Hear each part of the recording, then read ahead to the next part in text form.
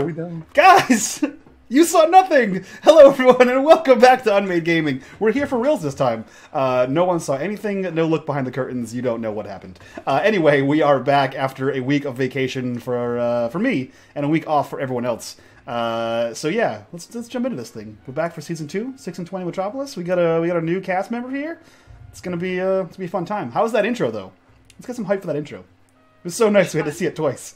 So let's jump right around and introduce our casting crew. We will start with the obvious brown bear in the room. Kendall, who are you? What are you doing here? And who are you playing today? Well, I guess I'm a brown bear now. Yep. I would have gone with grizzly, but it's cool. It's whatever. You're not fierce. Yes, I miss the shark.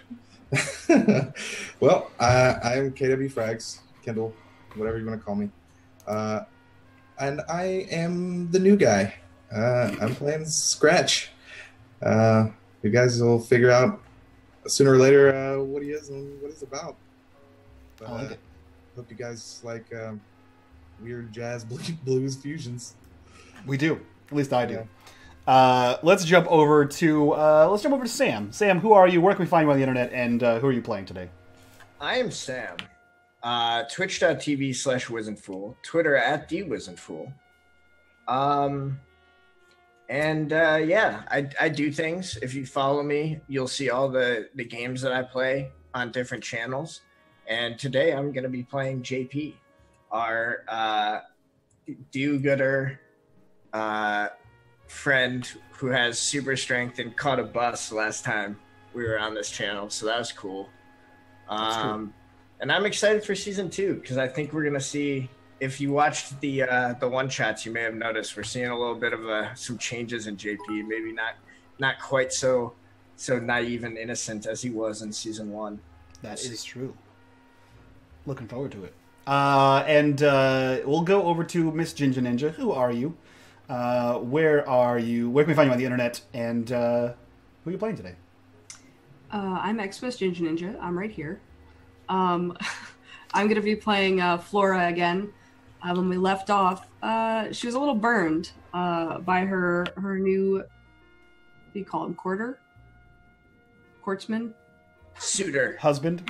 Second suitor. What I was looking for? Second suitor. Second Suitorette. Second suitor. Yeah, you were trying to date Derek. Listen, Yeah, that's what? true. No, I wasn't. Derek Roth. No, So many boyfriends. I'm using him for info, but then he's a dick. We're gonna get through this, guys. Flora's love life is gonna either flourish or crumble. We'll find out. But she did get some info last season on her possible family ties, so we'll see how that goes. That's true. And here to tie it all together, Johnny, who are you? Where can we find you on the internet? And what the fuck are we doing? So, Johnny, Video Store Cowboy, GM for 6&Twenty, this thing that we do 3 times a week. What are we doing tonight? We are going to introduce a new character. We're going to have some fun with some old characters. And I'm very curious to see how things kind of fall out from where we specifically left the crew in the circumstances of who and what happened right at the end. Not just for Flora, but for really the entire crew and who was a big part of the of season 1. So I'm really looking forward to it tonight. It's gonna be fun. Sweet. There's a lot of questions happening in chat. Where is Greg? Who is this new person? You'll have to find out. Greg took a sabbatical. He's doing double back-to-back streams on this day, so he's taking a little break. We got KW Frags in here to bring a smooth new look to the stream, and I can't fucking wait. I'm super excited for his character to jump in here. Guys, thank you for the subs, thank you for the biddies, and if you guys want to interact with the show, check that donation section down below for all the fun ways you can interact, and don't forget to retweet that sweet tweet. And with that, Johnny, take us into the City of Mist. Previously on 6&Twenty Metropolis. The crew came together after witnessing the unusual circumstances of the disappearance of Megan Dere, JP, Flora, Malcolm, and Gephardt. Followed that path, but got led astray very quickly. As Flora begins to look into Gephardt's past, it triggers changes in him that seemingly go out of control. Malcolm and JP, on the other hand, continue to follow crazy leads based on wild stories and imaginary, figures. When it becomes clear that something is incredibly wrong with Gephardt, JP and Flora attempt to wrestle Malcolm from Gephardt's influence. As the circumstances intensify, a dragon is fought, pirates and pirate ships are sunk, a ferry is rescued. It all leads to a showdown between Mr. G and the crew, where 2 dragons were involved, Flora's new suitor, and JP delivering one hell of a punch. At the end, everything seemed to be good. Gephardt was able to say goodbye. The crew was going about their separate ways as Malcolm found his sister. And we find Flora's new beau taking a friend away, Flicker. And that's where we faded. And so now we're going to fade in to the city in the fall. It's a dark night, heavy cloud cover, scattered storms. Really just sort of one of those wonderful, fall sort of nights that you wonder, you can feel the chill of the air for winter, but it's not quite there yet. And so we're going to fade into JP's bedroom where he is asleep dreaming. He's having a fantastic dream. It involves gods. It involves animals. It involves monkeys and fish. And as we focus in on where JP is in the moment of this story, he's being led seemingly below the sea towards a kingdom, and it's a glowing kingdom, and he's feeling drawn there, and there is a pillar standing off to the side in this underwater kingdom just outside of the kingdom proper, encrusted with barnacles and just built up dirt from under the sea. And as he kind of floats past, he feels a drawing towards that, and in front of him is this magical kingdom. And at the seat of the throne in this kingdom is a dragon, and he stirs and shakes awake. This imagery, JP, for all of you, is coming from the book that Egg Shen gave to you. It strikes you as the story that you were reading, but there was more of an emotional response to this than previous readings or dreams where you had some vague inclination of this. This was stronger. You were being called. And that's where we fade in. So yeah, actually that was the first thing I was gonna do is go look and see, like he like starts awake and like flicks on like a light or whatever that's next to his bed, and he's gonna go pull open. We haven't seen JP's apartment before, actually, so I should probably I was actually going to have you describe it before the dream started, but I realized that it made more sense for you to wake up and describe it to us. Yeah, so JP has a studio apartment with a bathroom. It has a bed, a desk, a lamp, and literally nothing else.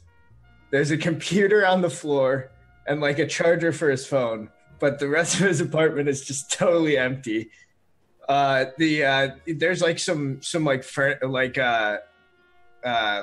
that would have came with the apartment, like the kitchen area, but for the most part it's just like totally unfurnished, completely devoid of everything, but it's pretty clean. And yeah, so he like reaches over, pulls open the desk and pulls out the little book and sees if there's more, because he was only able to read part of it last time. As you begin to kind of filter into the words, because as we described it before, the words were in I believe we said it was Mandarin.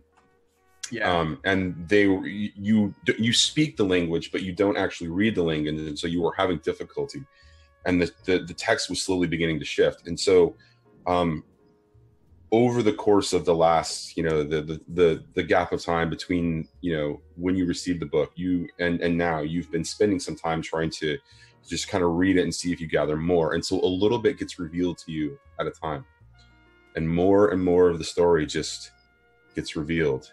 And as you get to the part in the story where it goes to this underwater kingdom, there is an illustration there of the column, and standing next to the column appears to be a monkey. Interesting. Yeah, what time is it? Is it still like early in the morning?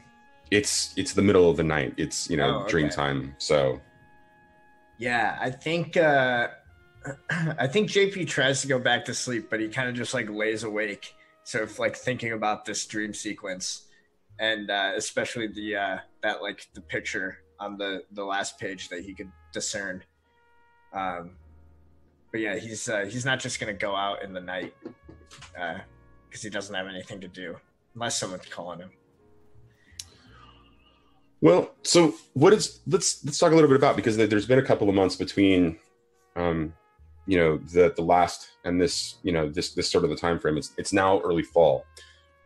What else would JP be doing in that time? I mean, JP's had a little bit of adventure. We saw him go searching for more information to, I believe, Fadi at the Old Quarter library, and that was what led him to finding Egg Shen and the book. And so now that you have the book, what else has JP been trying to do to strengthen his experience, his understanding of himself as, whatever it is that's going on with his mythos? I'm glad you asked that, because JP had a realization after the events that happened. And that realization is that running around the city with absolutely no real allies, just trying to do like the lone group thing, is not working out.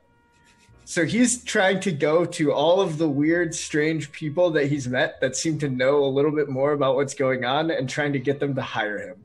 So people like Fadi, who he asked for a job in the one shot, Gallows, he definitely would not go to Bjorn because, obvious reasons. I don't think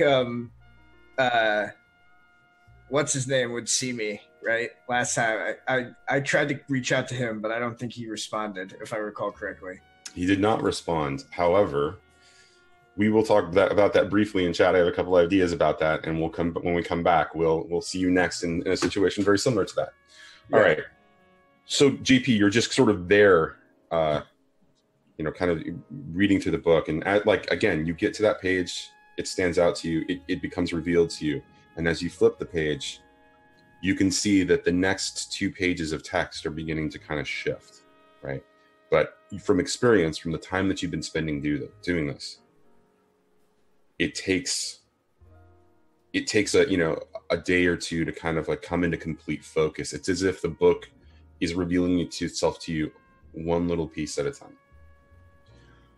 And so you begin reading that, and eventually you go back to sleep. And so we're going to cut to Flora, who I assume is working late into the night, because that tends to be the thing that she likes to do at that point. What's going on with Flora right now? What's in front of her? Who is she working with? And is she having a conversation with the dead? I would assume that as it gets later into the night, she's already finished all of her work and checked everything. She's expecting a delivery in the morning before she leaves, so she'll get everything prepped for the next person who's going to be working if it's not her.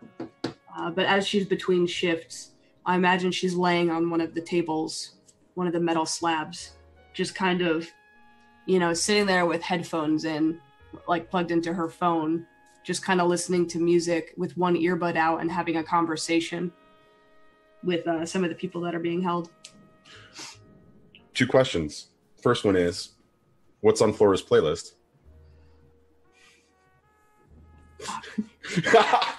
It's a dead man's party. Who could ask for more? She's listening to what's that song? I miss Greg. People are strange when you're a stranger. What's that? By the Doors or Echo and the Bunnymen? By the Doors. Well, the Echo and the Bunnymen was the one that was found in The Lost Boys, so it wouldn't surprise me if that one stands out in your head too. She probably heard it and was like, meh, I should listen to Tool. All right, second question. What's the conversation? It's the same general conversation it is every time. Aside from the strange cases she gets, this person who passed away that she's talking to, as some of the other people are a little bit quieter, and really her talking just kind of settles them, you know, like kind of like background noise.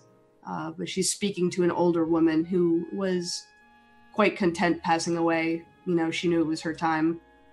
And they're just having a general conversation about life. And this old woman is giving her love advice because she's never been in love before. And she's very confused about her situation.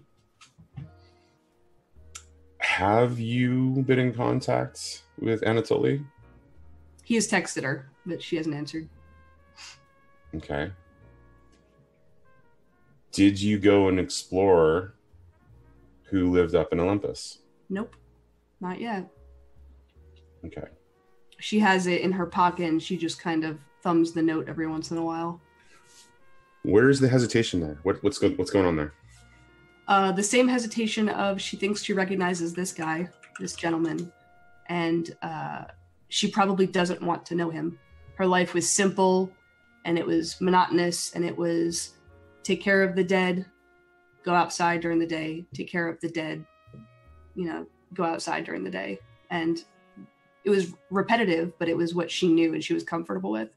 And ever since she met her little group before things turned sour, it was okay. She likes helping people. But now that she's met him, Flicker's gone. Flicker can't give her any answers, and she doesn't like what she doesn't know. Have you tried texting Flicker at all, just out of curiosity? And this question goes to JP and Malcolm. I'm sorry, JP and Flora. Malcolm still has her phone, so she wouldn't try to text. But you do know that she's responded, even though when Malcolm has her phone. Yeah. She hasn't reached out. She feels guilty. Okay. I'm going to jump back to JP real quickly and ask that particular question as well. Have I reached out to her? I think, yeah. I think I would have tried. So you did get one response some weeks after the ending of the circumstances of season 1.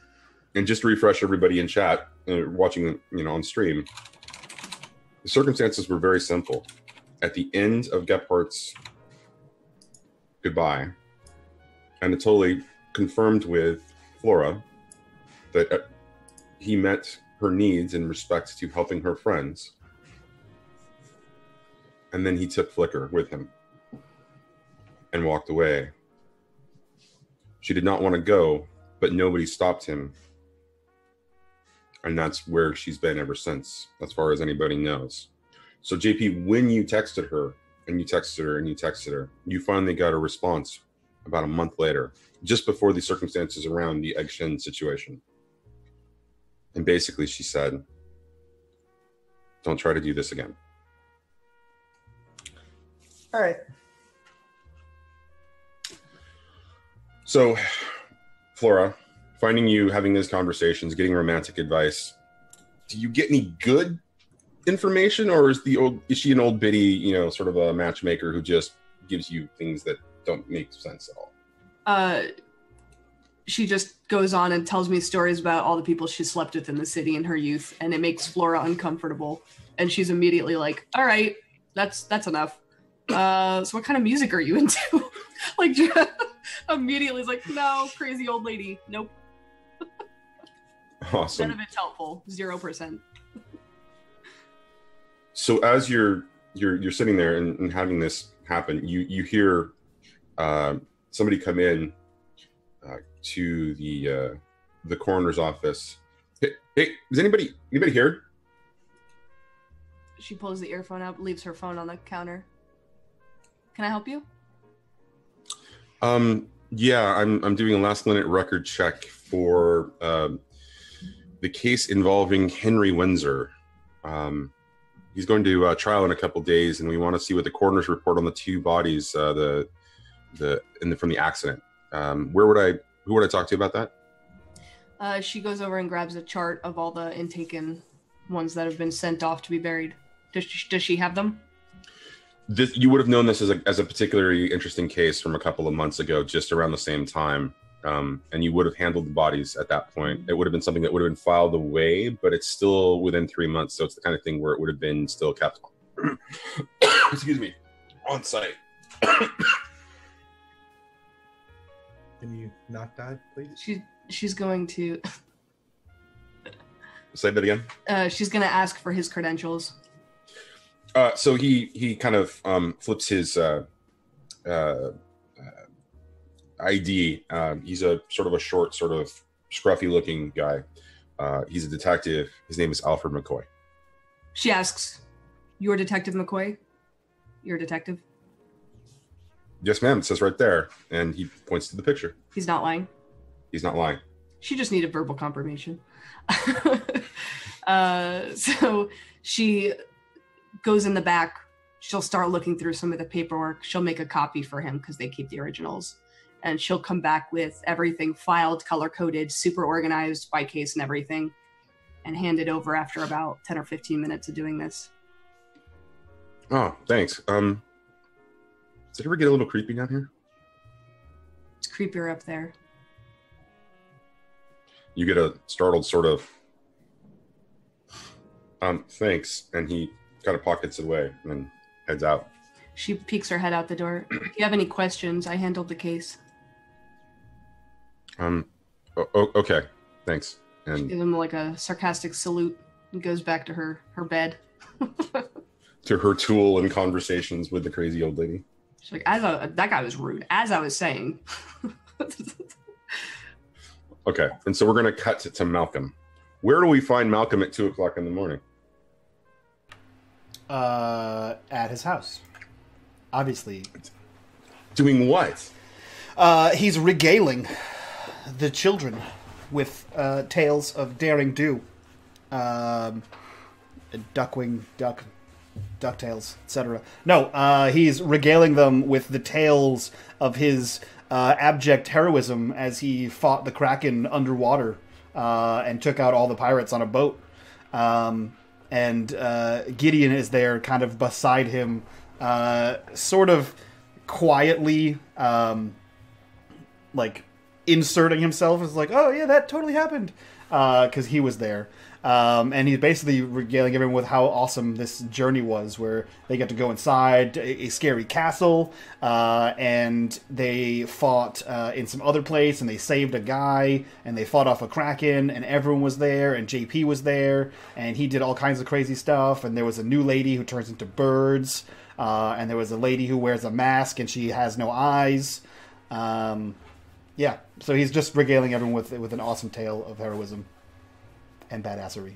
They also saw the lady with no eyes. Yeah, they did. She was in the base. Yeah, they did. Yeah. And so as you're telling this tale, and Gideon kind of, inserts himself a little bit every time he gets to a part where his influence was incredibly strong in the story, you see him get uncomfortable. And as you're telling these stories, and he interjects little things, and he mentions something about the island that you didn't see, but you did. You were regaling it. You were giving these tales. You can see him get even a little bit more uncomfortable and become quiet. And towards the end of this, again, you see Gideon doing something that he doesn't typically do as often, or he didn't used to until that circumstance, that event happened. And he goes off alone. And he looks a little bit older, a little bit sadder. The childhood joy is gone a little bit. What is Tink doing? Probably sitting there. So I assume on top of the castle that is the door to Stormy's, there is he's standing on top of it because obviously he's the king of the castle. And the kids are in a half moon shape, kind of clustered around like story time in an elementary school. And Tick is in the middle of all of them, because that's where she's safest, in the middle of all the boys. How has she adapted to life with the boys? The way I think about things is like it operates slightly different here, especially in this place, because this is like where Malcolm's imagination runs the most rampant. Like he issues no control over this. And that's why it's just a land of constant fun and buffoonery and silliness. So I think that this place especially, and Malcolm tries to keep her here as often as possible, and like shutter her from the outside. It's easier to forget the bad stuff that happens outside when you're in here, which is why no one wants to leave. So I think she's adapted as well as she can, but I don't think she has any idea that she's been sheltered from the harshness of the city. So when she first arrived, there was probably a little bit more crying from mom and dad. Yes. And that those conversations have become less and less, and she's begun to almost forget the huge impact of the negative on that, and just missing mom and dad is basically okay. All right. And so as Malcolm is regaling everybody with tales, Gideon gets farther and farther away, and actually takes one last look at the group and steps out the front door. And Malcolm, you notice this, but you're in the middle of another tale, and so it's a couple of minutes before you can step away, kind of break away from the cheering and the crowing and the tomfoolery, and you send the boys and Tink to run around and jump on all of the pieces and the play structure of that is the warehouse. Mm-hmm. And when you poke your head outside to find out where Gideon is, he's gone. And it's a massive sliding door, so I wouldn't have seen which direction he went. You would have seen him go in the direction towards the old quarter. Okay. Isn't that where? What was there in the one shot? Sorry, the hospital was there. The hospital was in downtown. Okay.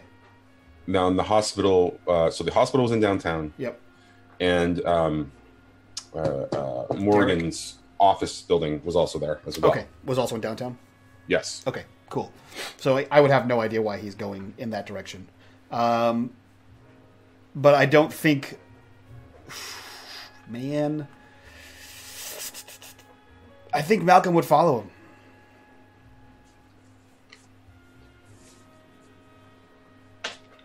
It's not often that someone chooses to just go off on their own, unless Malcolm calls them out. They just sort of do tasks and do stuff like no one leaves. Like people leave of their own volition all the time, but it's usually in groups of like 3, 4, or 5. But no one leaves solo except really Malcolm. So I think he would find that strange, and he would go snoop on him. He would like kind of not thinking about it. He would just kind of float up and just follow overhead towards whatever direction he went, kind of giving like a brief look for him. Being sneaky, thinking this is some kind of game.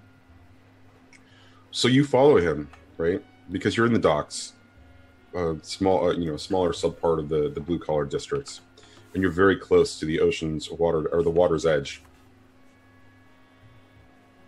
And you follow him through the docks, through the various buildings and warehouses, sometimes getting very close to the ocean and the pier, some of the piers that are there. But continuing on, he's walking towards the old quarter.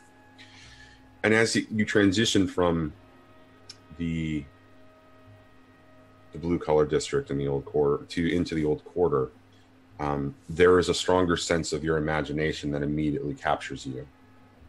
Even less do you feel the pull of gravity on you as you are floating and following him. And as he passes through various little, like flurries of fog, as the fog is shifting and turning for just a second, it's almost as if you can see that there is an image or something is being played kind of flashing on that flurry. And he continues through the old quarter without looking to really stop anywhere until he gets to the water's edge, and he sits down on an old wharf at the end. And you see him just sort of gazing out into the bay. And as you're kind of like looking at it, and you're looking at him, and you're looking at it, very faintly off in the distance, you see a shape that you've never seen before. Maybe you haven't looked at it, out in that direction before, but there's a shape out there, and it's got it looks like a piece of land just off in the distance, and there's a glint, a lamp of some kind, and it kind of flickers for a second and then disappears, and then that shape is gone as it is obscured by another flurry of the mist as it just kind of obscures his vision. And he stays there almost the entire night. But just before dawn, Gideon gets up, walks back through the old quarter, through the docks, and finds his berth inside of your house and goes to sleep.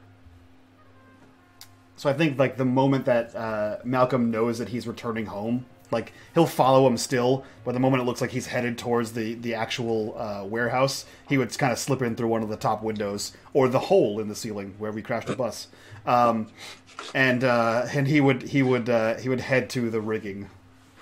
Didn't that bus get? Wouldn't it JP crash through and threw the bus or put the bus on the ground? Yeah. Okay. So I'm sure there's still some holes in the rusty warehouse from that happening. JP seems like the kind of guy who would probably come and fix those. I mean, he was delivering food, trying to get Malcolm to eat healthy. That's true. He does seem like he would fix that. Yeah. Yeah, there are probably some like little patches on the roof. They're probably not very well done though, because I'm not like a carpenter. And it's wood in a tin roof, so it's like it stands out and doesn't help the weather at all. So yeah, he flies in through one of the windows and is inside before Gideon gets in, seemingly like sleeping in the rigging, and he kind of like lifts his head and watches him come back inside, and then he falls back asleep. And so as you begin to dream, and you have the dream, it's not as terrifying as it was before. Even before, when Gideon would help you, his influence was always felt. But this time, the dream is almost soothing. The events still play out. But you're not afraid. And this time, you kill more pirates. You defeat the Kraken single-handedly. And you're sailing towards something. And there is this shape of land off in the distance, obscured by different flurries of fog. And there's a little twinkle of a light for just a second. And then it's gone. And it's the same twinkle that you saw when you followed him. What happens to the man? The man, every time you approach him, he just seems to walk a little bit farther. You never seem to be able to catch him. And so as the Kraken is defeated and the pirates are defeated, you get closer and closer, but you never actually see his face. You never get close enough to him to be able to interact with him. But it's obvious that he is directing the ship to the island. Okay. And so we're going to cut slightly back in time a little bit to 2 o'clock in the morning to Xanadu. Scratch, tell us what you're playing. Scratch is he's playing I'm a Man by Bo Diddley, doing it on the harmonica. Just kind of getting people in the mood, trying to send off the night right. Last call was called about 15 minutes before. Server had brought you your last drinks. Is there anybody else playing with you? No, he's up there by himself. Usually the guy that plays the house piano, Jackson. He once last call hit, he got up off the piano and walked to the bar himself because they wasn't gonna bring him a drink. They'll bring Scratch a drink, but they ain't gonna bring Jackson no drink. So you're wailing away on that harmonica. You see the crowd, big audience, absolutely loving every moment of it, dancing, clapping along, kind of enjoying themselves for that last song, that last call. And in the back, towards the bar, near Jackson, you see the proprietor of this establishment, Mr. Gallows, smiling and kind of nodding his head. And next to him is a quite sharp-dressed, tall black man wearing strange mirrored spectacles, kind of clapping and, really enjoying the beat and kind of moving with it. And as you finish, the crowd goes wild. Absolutely everybody loves you. And so just as you're starting to pack your harmonica up and just kind of take the last drink, you got people coming up to you, thanking you and just kind of, throwing greetings and adoration. You see Mr. Gallows kind of making his way towards you through the crowd. And as he eventually steps up, he says, well, Scratch, that was quite good tonight. You're worth every penny, my friend. And behind him, you see the tall black man, Tamonte, step up and said, hell yeah. This boy can play. This boy can blow. And Mr. Gallows kind of looks back at him and goes, so when can we have you back? Scratch is gonna kind of look down and pat his pockets a little bit, and he's gonna tell him, "But baby, Scratch is feeling a little light. The heavier the pockets, the more willing I am to be back. Any night, any time. I'll play for you. I'll play for the crowd. I'll get them bodies moving. I'll put the feet in the seats. Hell yeah." Smile crawls across Mr. Gallows' face. Well, Scratch, consider Friday night's yours for the next 2 months. And he pulls out an envelope out of his coat pocket, hands it over to you. It's more than adequate for 8 nights of rhythm and blues. Scratch is going to take the envelope and he's going to pretend like it's just super heavy. Like, oh, that's mighty generous of you, Mr. Gallows. I do appreciate it. You're going to tuck it into his jacket pocket. And I don't think I've had the pleasure of meeting you, my friend. You look like you was enjoying yourself. He's going to reach his hand out to Tamonte. Tamonte reaches his hand out, and it goes from just being a straight up shake to high five. Just a familial sort of a really kind of informal sort of greeting of love and just a respect. And you can come play anytime. You don't pay you, I'll pay you. No problem at all. Well, seeing as how my Fridays is tied up for the next couple months, if you got any private events you may need covered, I'm your man. Tamonte smiles. He pulls his glasses down just a little bit, mirrored shades, and as he looks at you, you see the twinkle in his eyes as his eyes are chromatic. They shift from colors, almost multiple colors at the same time. And he smiles at you and says, absolutely. He pulls the shades back up and he steps away as he helps the servers kind of escort the crowd out of the establishment. So where does Scratch go after finishing a night playing the blues?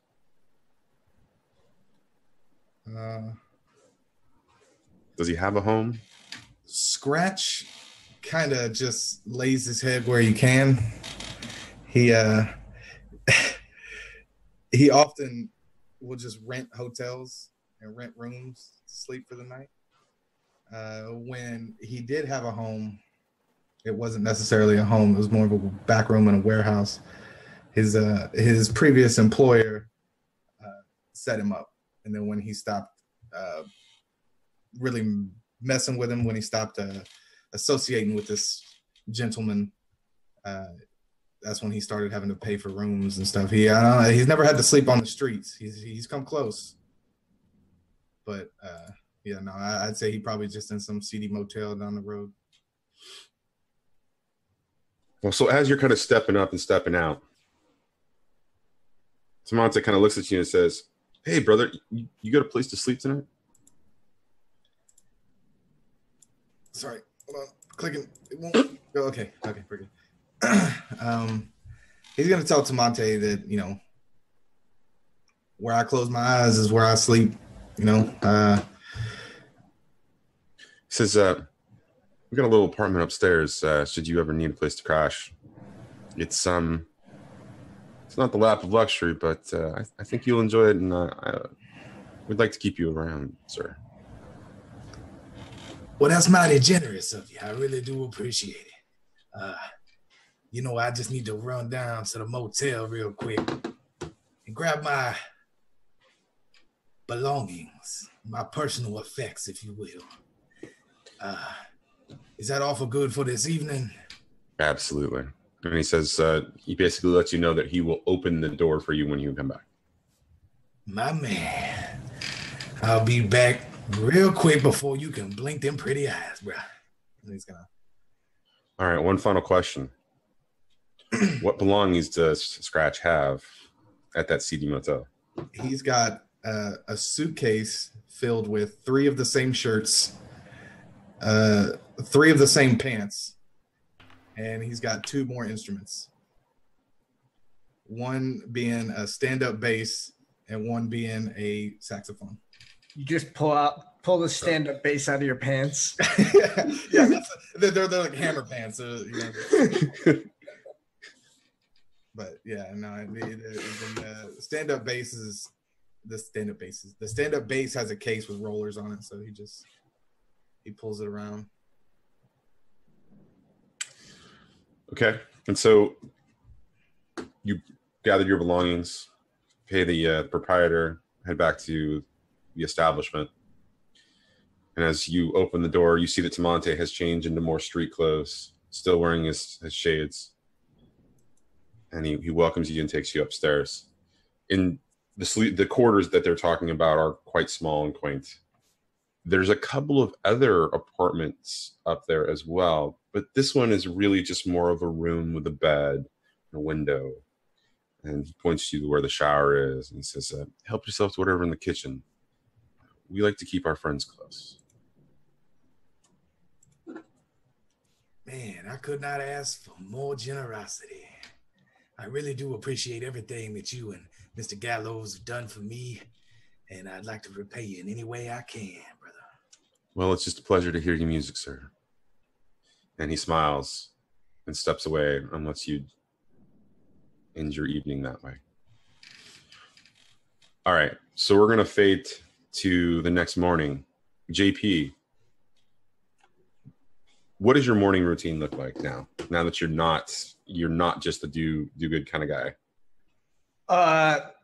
So he doesn't have a full-time job right now. So he goes and trains in the morning at his normal spot. We talked about before where he goes and does the Mr. Incredible thing where he goes to like a industrial park and like throws trains around.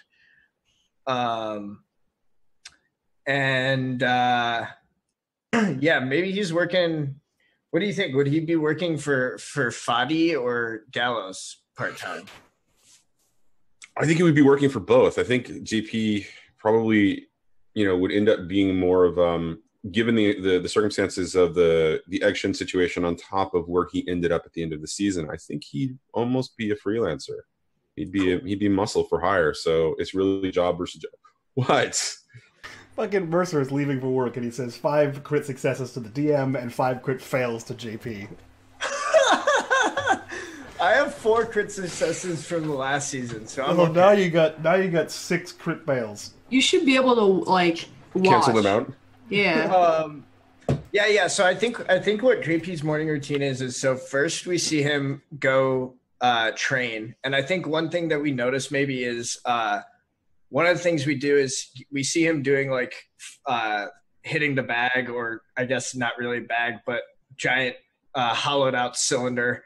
And we see him doing his like normal stuff. But then I think there's a couple moments where we see him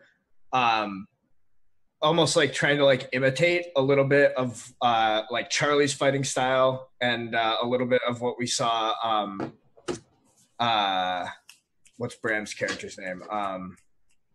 Connor. Connor, yeah. Yeah, so he's like definitely like saw what they were doing and is like now trying to like copy them a little bit. Not very successfully, but he's just kind of messing around. And then yeah, he would go do whatever his job is for the day. He would like go probably see Fadi in the afternoon, see if there's any book requisition to do. So when you arrive there, there is a construction crew kind of doing a little bit of work on the back end of it. And one of the things that you've been doing is helping Fadi make sure that protecting that part as the work is going on, because it's easy to break into. And he makes this elaborate sort of, story about the whole thing. But in reality, it just looks like, the wall is being replaced, right? And so when he's not standing there guard, or he's not got somebody else, you're taking that over. And it's kind of a boring job, except when night begins to fall and people begin to show up to try to take things from Fadi. And he's actually able to get a little bit more work done when you're there, because you're able to handle little incursions into the library. And so as you're kind of doing that, you see a little bus, sort of multicolors, backfiring, just kind of making its way through the old quarter. And as it drives by, Egg, sticks his head out, waves you a greeting, and continues on. How do you end your day? Kenner. Yeah, so at the end of the day, he goes home and makes dinner, and then goes, like, he eats himself, and then packs up the food into little Tupperware containers and brings it over to Malcolm's. He eats himself? Phrasing. How flexible has JP gotten since we last saw him? He's been doing a lot of yoga. Ooh. He eats the food himself. Style, got it. Eats the food himself and then packages it up to go over to Malcolm's place to bring Malcolm dinner. Okay. Where do we find Malcolm at that point? What is it, probably 7 or 8 o'clock at night? Well, JP's old, so it's probably like 6:30. JP's in his mid-20s.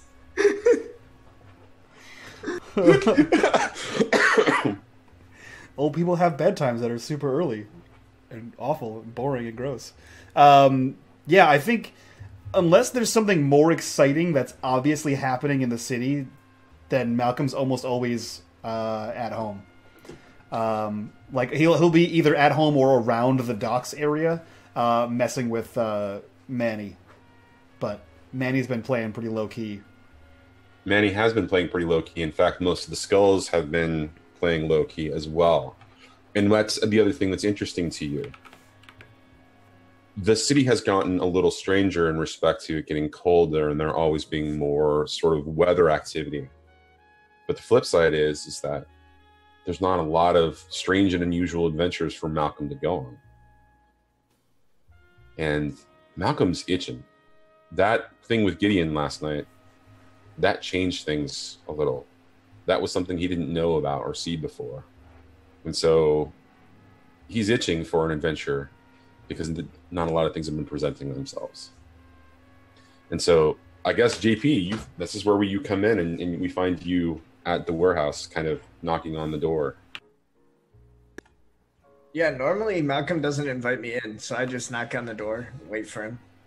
He's there for a solid 10 minutes until someone else hears the door and then opens it for him to see what it is. And it's probably No Name opens the door, and you see a young kid who's got to be 6, and he just opens the door and he's like, "Hey, mister!" And just throws the door open and then walks away. Yeah, so JP just kind of walks in. Does he see Malcolm right away? Probably, yeah. He's the loudest one, and he's the only one that can fly. So he's probably that one. So yeah, you're maybe flying up above your little ridiculous jungle gym thing. Yeah. So JP just hops up and lands on the top of one of the little outcroppings and holds up the food to you. What is it? That's a good question. Maybe Flora made it. I believe last time it was it was a vegetable dish, wasn't it? Yeah, It was like all something vegetables. vegetarian. It was Yeah. 100% vegetables. This time, I think it's like chicken, like baked chicken, and there's probably like a potato dish, and then like maybe like a little bit of salad. So I think It's a nice dinner. it's a nice dinner. I think he takes it from you, and he holds it up to everyone to see, and he says, "And now I'll take it in the magical pizza machine." And he just flies quickly down and opens the crate, and you see him slam the crate closed, and I assume emerge with pizza. The smell of pizza is overwhelming as there is a stack of 4 pizza boxes. Allowing... Ta-da! And he holds the pizza Listen. boxes up. JP makes food for kids. He takes care of them. He tries to make them healthy. Like, ladies, someone please wipe up JP. Hey, He's a real homemaker. 6&Twenty Metropolis crew. There's a couple single ladies in here. I mean, you know. Come on. Yeah, and the dish is gone, and he emerges with 4 pizzas, and he's like, "Ta-da! Look at this! JP brought us pizza!" JP's just like, is this what you do every time? Every time what? I bring food here. Yeah. Couldn't you just get the pizza? Yeah. But then who would eat your food? It's a good point, I guess. Johnny eats it. It's gross, and he eats anything. I actually think I'm a pretty decent cook. There was green stuff all over it. That grows on trees. It's gross. I am not a giraffe. You're definitely not a giraffe. Thank you. Oh, Would you man. like some pizza?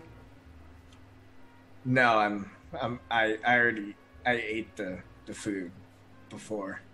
If it makes you feel better, Johnny likes your food. It actually does kind of make me feel a little bit better. Okay, good. I'm glad. But he eats everything, like all the time, nonstop. And he doesn't get bigger. He just gets the same size. Remember that I'll time I have told you to- I poked him in the eye with a stick? Same guy. What? The one I told you I poked him in the eye with a stick. Oh, Same one. The yes. bird lady's friend. I know who you're talking about. Okay, cool.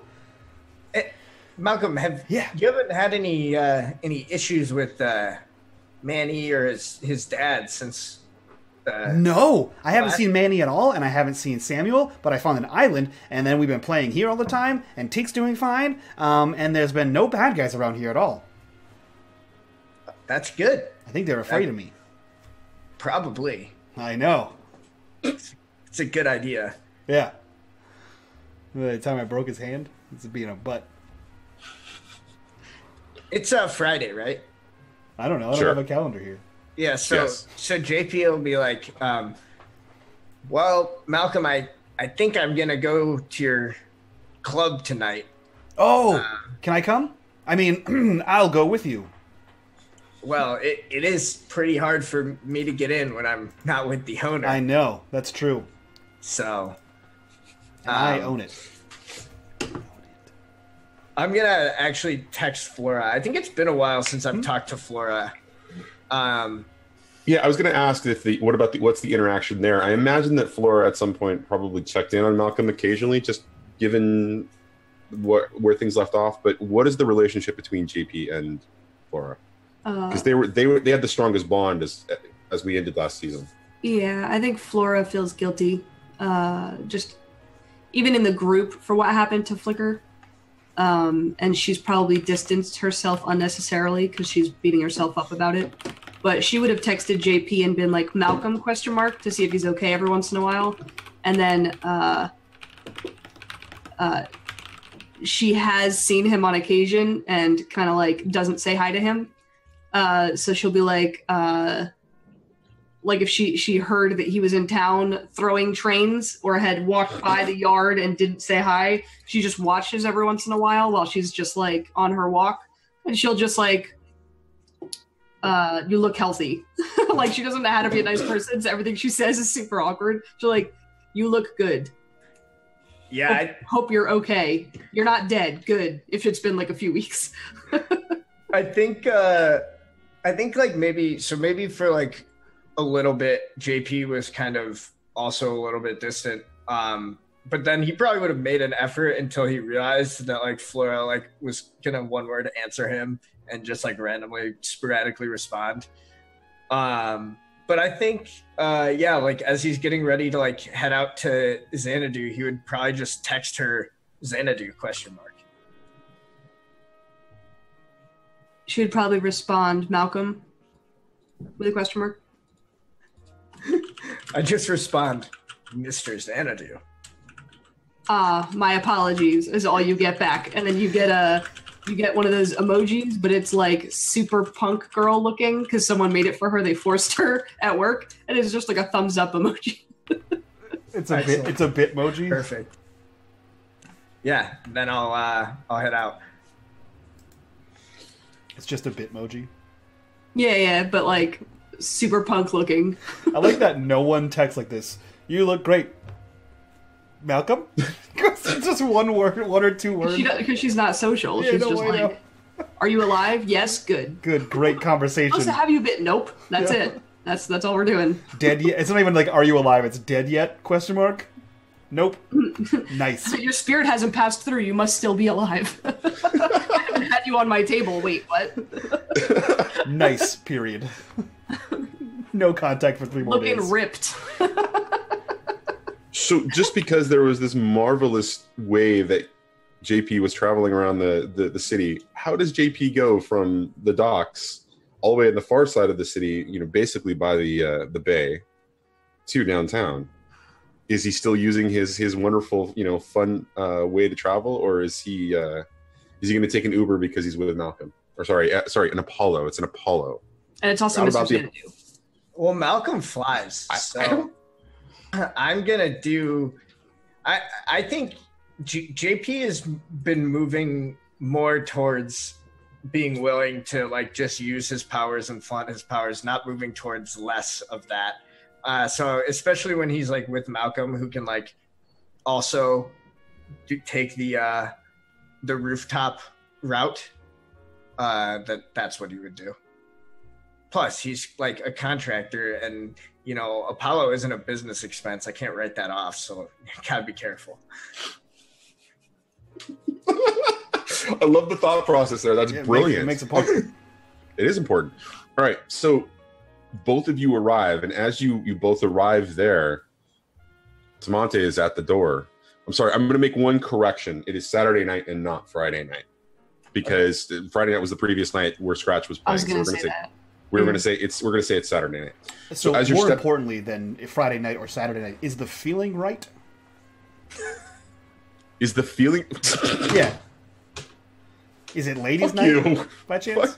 Fuck you. Welcome back, guys. We're going to Scratch. He wants to leave. Guys, we're looking for a fourth player. Saturday is 80s night. Done. Saturday is 80s night. Did you That's say true. ladies' right. night? That's true. Saturday is ladies' night. Saturday is 80s night. It's 80s night, ladies. The ladies in the morgue like, oh, I could have made it. They said 80s night. Not 80-year-old night. Yeah. Strictly doo-wop Joel tonight. Strictly doo-wop. If anyone's going to get JP laid, it's going to be Scratch. Just saying. Ladies. Oh, God. That's amazing. Okay, so you arrive and you step up, and immediately Tamonte is all about Mr. Xanadu. Hey, boss man, how you doing? I wasn't muted. He looks at him, and he immediately puts his hand up. Yeah, he immediately puts his hand up. He goes, "Mr. T," and he hits and gives him a high five.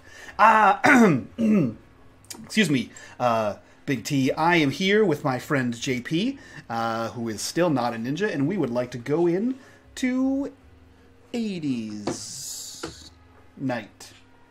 And he pulls open the door for you and says, "Of course, boss. Have a good one." You too.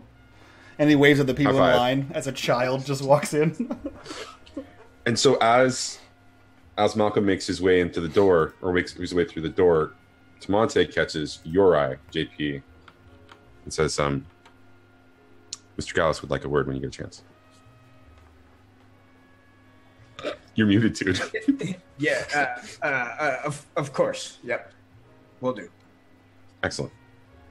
And as you step inside, it's 80s night. It's hog wild. There is a cover band going on. They're playing something by Men at Work. Journey. And no. Not that type of 80s band. That's the way.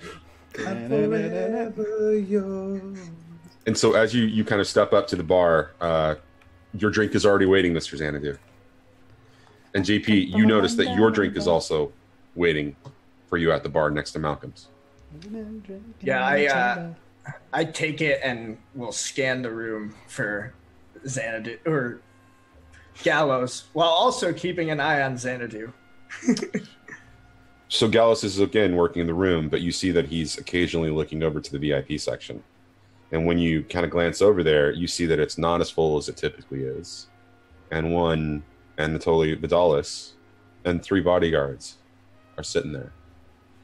And he's across from him having a conversation with one Harold Bjorn. 2 good friends of mine. Yeah, JP will try to catch Gallows' attention, but we'll head over there if it seems like he's busy. He seems to be making his way towards you, as he's making his way through the crowd, again, as he usually does, kind of talking to everybody. Scratch, are you at the club, just kind of hanging out, since you now technically live there? Oh yeah, Scratch is in the corner having a drink. You gonna say which corner? No, I was going to say which drink. Oh, he's having a Tom Collins. Very nice. Very nice indeed. Not gonna have a mint julep. Oh, God. I saved a more fancy drink for a more fancy occasion. This Ooh. has been the house. This has been the house for 3 weeks. Yeah, every day. I talk to myself in the shower like this too. Oh, Can we get a little of that for livejasmine.com 6/20 after dark? I mean, that seems like the door. Yeah, we got it all set up. I got the cameras. Yeah, I don't know why I'm naked outside the bathroom, but it's a thing. It's a whole thing. it's one of his things. Oh, God. So, Scratch, you're kind of sitting in the corner enjoying your drink. I don't know if you enjoy 80s music, but the band isn't bad. They've got some talent, but they're playing some pop hits, so it's a catch-22, I imagine, for you. But Malcolm and JP definitely catch your eye because JP looks pretty pretty sharply dressed, but still looks a little out of place. Not as out of place as he used to, for those of us who've been around since the beginning. But Malcolm definitely catches your eye because he's definitely underage and he shouldn't be here, but he looks and acts like he owns the place. In fact, you would see Malcolm right now. Like as soon as JP walks away, you see Malcolm push the milk to the other side of the bar, and he's like, "No, the blue can, the blue next to the red, 2 down, the blue can, the one with the lightning bolts on it. Yes, the 5 lightning bolts." And pops right in front of you. You see him two-handing an energy drink as he sits at the bar, making sure no one's looking, just downing this thing. As it continues to go down, just as you're about to finish, you see another one sort of propped right there, waiting for you. No. He takes it and winks. Compliments of the house. Yes. I'll make sure JP tips you when he's drunk. I mean, when he's. I'll make sure JP tips you.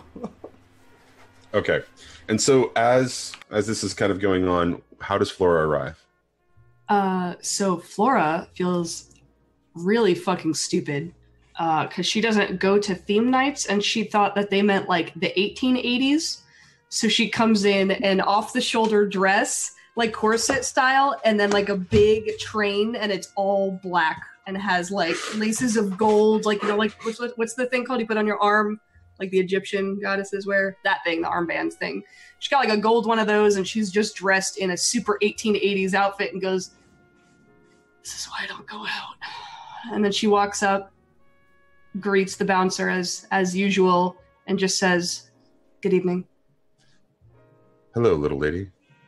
And he opens the door, says, if there's anything you need, or if you need a companion, and he just lets you in. As she walks by, she's gonna go, I thought it was 8. Never mind. Never mind. she just walks in and stands in the middle and just kind of looks around, takes note of Mr. Anatoly, and immediately heads to the bar, where I'm assuming she sees Malcolm drinking. Drinking his second energy drink while JP is nursing. What is JP's regular drink at Xanadu now? I'm trying to remember what it was. I think I said he likes to drink gin, so probably just like a gin and tonic or something. Okay. Flora, for you, your bottle of choice appears the moment that you get close enough to JP for to have a conversation, as another drink is available for JP when he's ready for it. Walking up, she has her clutch. She sees the bottle on the counter. She does some quick math. What's 20% on top of that bottle? And then pulls out the cash and puts it on the counter towards the waiter and just nods at him and puts her arm on JP's, like the small of his back, and just kind of like hip bumps him.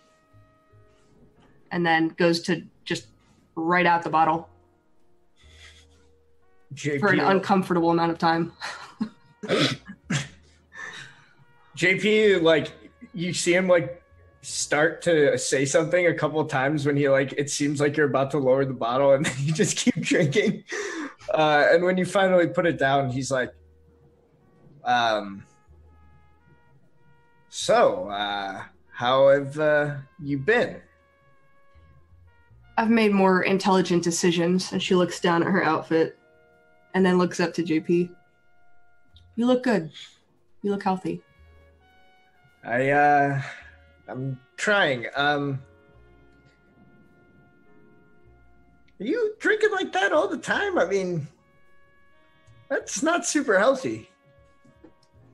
Can't kill what's already dead. And you see her pull her glove up. What does dead man ever die? Man. I'm joking, JP. Yeah. Anyway, it's been a little while. It's good to see you. Malcolm is, I'm sure, happy to see you too, aren't you, Malcolm? How's it going, Malcolm? I brought you something.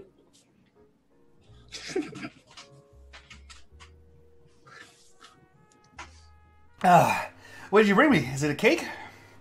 She pulls out a chocolate bar with it has like a label not in English. Oh, what does that say? It says candy with tons of caffeine. Now, I see that you've already had some. Save this for after you get home, okay? Yes. You promise. I'll get you more energy drinks if you wait. Okay. Done. She hands it to too. him. Yeah. Oh, well then, yeah. She's going to give it to him anyway and just say, don't eat it. Where's the nice one? You know With the he's pink definitely stuff. gonna forget it. Where's the nice one with the pink stuff? The pink one. I want to roll an intimidation to scare the shit out of not eating it. Sure, I'd like to see that. We can either call it a toe-to-toe or even a convince. I'd like to roll, a convince. And I'm going to go with Dead of Night and Touch of the Underworld. And also Bullshit Detector. Wait, isn't he always bullshitting? That doesn't make the detector less wrong. It just means Sure. All right. That's fine. That's fair.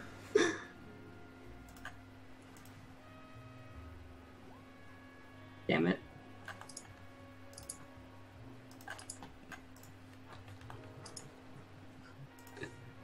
So I'm gonna. Do you want me to roll against that, Johnny? I'm thinking that you should, given like a face danger kind of a thing. Yeah. I'm gonna do face danger, and I'm gonna use every scam in the book, and everything's a game. Oh, go ahead. Or you can. Use your crit fail. You could use. Wait, what the? You could do a change the game. Take the fact that she succeeded and go from there, and use the juice to alter her success. Oh, she didn't succeed. She failed horribly. Yeah. Oh, I'm sorry. Did I? Yeah. You're not scrolled all the way down, probably. Yeah, she rolled a 6. Yeah, she rolled a 6. Okay. No, I'm going to give you the hard choice. Or, sorry, the hard move. I want you to just use the hard move. Do it. So, what does it look like when you try to intimidate Malcolm? She uses her mom voice that she didn't know she had until she started hanging out with Malcolm, which usually creeps you out. So you would see Malcolm like look back and put his hands up and be like, "Fine, whatever." And then you see a shadow hand just come out, and he. She's gonna look at JP. I see you've gotten through to him. I really don't know what you were expecting to happen there. You're welcome, Malcolm. Mm-hmm. I'm glad to see you haven't changed. And she's going to order him the drink anyway. She'll just say one more and then he's cut off. You don't want any of this if he has more. Yes. And so as this exchange is going on, Mr. Gallus finally makes his way towards JP and watches the exchange with complete amusement. But JP, you've gotten to know Mr. Gallus a little bit in the time that you've been working for him. You know the type of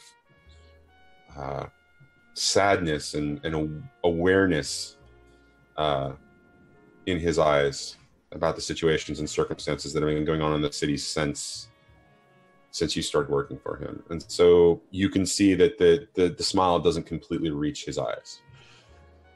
And you make eye contact, and he kind of nods to his small office in the back, and kind of motions for you to go there, and then he'll be there in just a minute. So, and he greets Mr. Xanadu. Mr. Xanadu, it is a pleasure to see you, sir. I hope you like what we're doing with your club. I do. I heard that there was a new guy that was hired, and that you have theme nights. That's pretty great. Also, I see that you have the 3 and the 5 and the 7 lightning bolt. See, I only got the 5.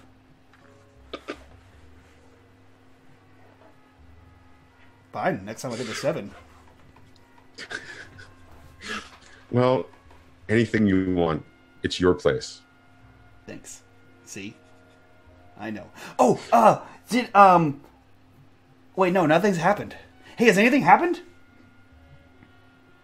Funny enough, I'm going to talk to your friend JP here in just a minute about something. Oh, was it exciting? Was it another dragon? Was it 2 dragons? 3 dragons? Giant crow? Pirates? When you say giant crow, he gets a little... What do you mean giant crow, Malcolm? Giant crow that fights a dragon. Duh. When did you see a giant crow fighting a dragon, Malcolm? I didn't see a giant crow fighting a dragon. My friend saw it. He told me about it, and I didn't believe him. But then he told me that he could turn into a crow, and I didn't believe him either. But then I met a lady who turns into a crow, and she turned into a crow! Are you speaking of Johnny? Well, I was speaking of the crow lady. No, the friend who told you about it. Yes. He was a crow. Did he tell you that he was a crow one time? The crow lady turned him into a crow. She turned all of her friends into crows. I told her she tried to turn me into a crow. JP was there. I said I didn't need to turn into a crow because I could fly already, and then I flew away. She seems okay. But she seems okay like Flora seems okay. Hi, Mr. Gallus. And you would see her reach into her bag, and she pulls out a flask. And it's silver, and it's engraved. And she hands it to him. And he takes it, and he kind of holds it in his hand. What is engraved on it? It says Xanadu. And then if you look at it upside down, it says Malcolm. That's perfect. He looks at this. Smiles at him. He looks at this, realizes that there's something different about it. Using both hands, he twists it around. And JP, you're standing there as I described. He smiles never really kind of reach his eyes, but with this, the grin just kind of travels, and you see the crinkles, at the sides of his eyes, and you see that his smile is genuine. And he shakes his head. He looks over to Flora. Is this for me? Of course. He can't read. And she winks at him. I can read. You're a jerk. For what do I owe the pleasure of a gift from you, Flora? You take good care of us. And she side eyes without moving her head, Malcolm.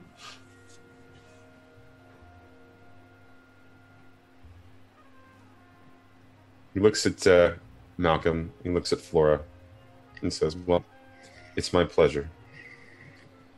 You were friends here. And he slides the flask into his coat pocket, an inner coat pocket. It says, now, if you'll excuse me, your next round is on me. Don't drink too much, though. I don't need any trouble with... And he looks over pointedly at Vidalis. My son is making some bad decisions right now. I don't want things to get worse. Did you know that the bald guy stole my friend? Malcolm. Yes.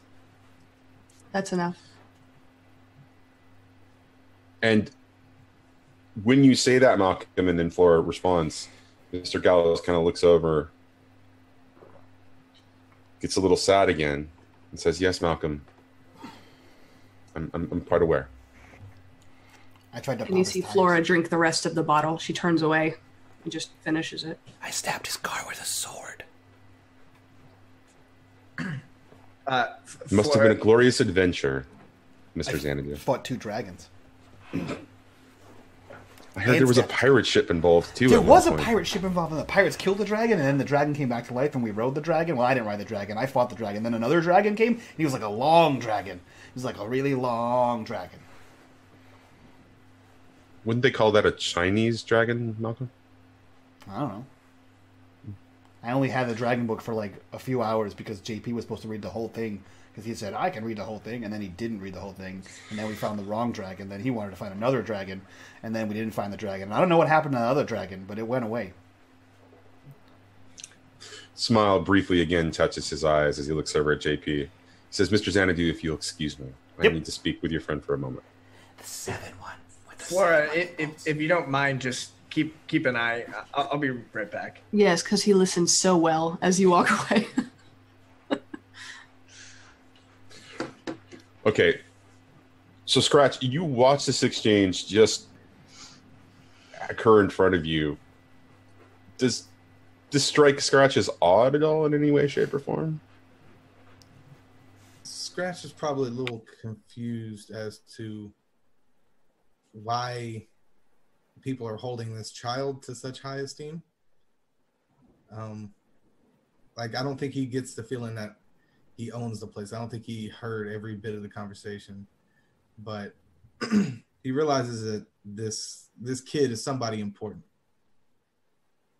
and he's gonna assume that the other 2 adults with him are just lackeys. So does Malcolm. It's kind of true, to be honest. Speak for yourself, Papa JP. Malcolm also assumes that. Okay, so we're going to cut to the interior of Mr. Gallus's office. And as you step inside, of course, it is the small setting that you are now quite familiar with. Off to the right-hand side, as you enter, there's the little mini bar section that Mr. Gallus immediately goes for and begins to pour himself a drink. And as you kind of scan the rest of the room, being a very simple, small place, very homey for an office inside of a club. You see that his desk is in the same position, and that his chair that looks like a throne just sort of, stands there empty behind it. And off to the side, you see, of course, his small library of books. And he kind of takes a long drink after he finishes pouring and turns and says, JP, how have you been? I think things have been good. I appreciate the work you've been giving me. It's nice to have a job more involved with people like us. Strange times we're dealing with here. Yeah, even I could tell it wasn't a good time to not have friends. And he kind of looks at you, taking you in a little bit longer than you think he's ever done before, just kind of really assessing you. And he walks around behind the desk and kind of sits down, puts his drink on the desk. Very few papers kind of scattered across, otherwise really clean. There's an unusual case just sort of placed on there, and a book, a ledger of some kind. And he sits back, and for the first time, you see something that you've not seen before from him. You see him slump or slouch, as if he is weary. And he looks at you again, and he says, these past few months, you've been doing some jobs for me. They were kind of a test. I needed to know if I could trust you. It's been important to me that I find people that I can trust, given the unusual circumstances of my family. Tamonte is pretty much the only person I can count on. And bless him, we're overwhelmed. So I need you to do something for me. And this, while it is a paying gig, I think involves some personal interest for you as well. I understand that you had tried to contact Anatoly Vidalis at one point. I had a few run-ins with him and his folks, and I would appreciate them not bothering me anymore. Not bothering you. You're speaking of the gray folk. The people in gray suits. Yeah. I believe the last time that we talked, you had noticed a change in them, a disposition.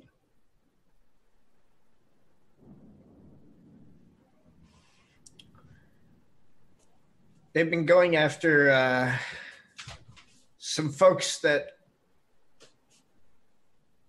I consider compatriots, if maybe not friends. And the way I see it is Vidalis kind of owes me one after the last situation we were in.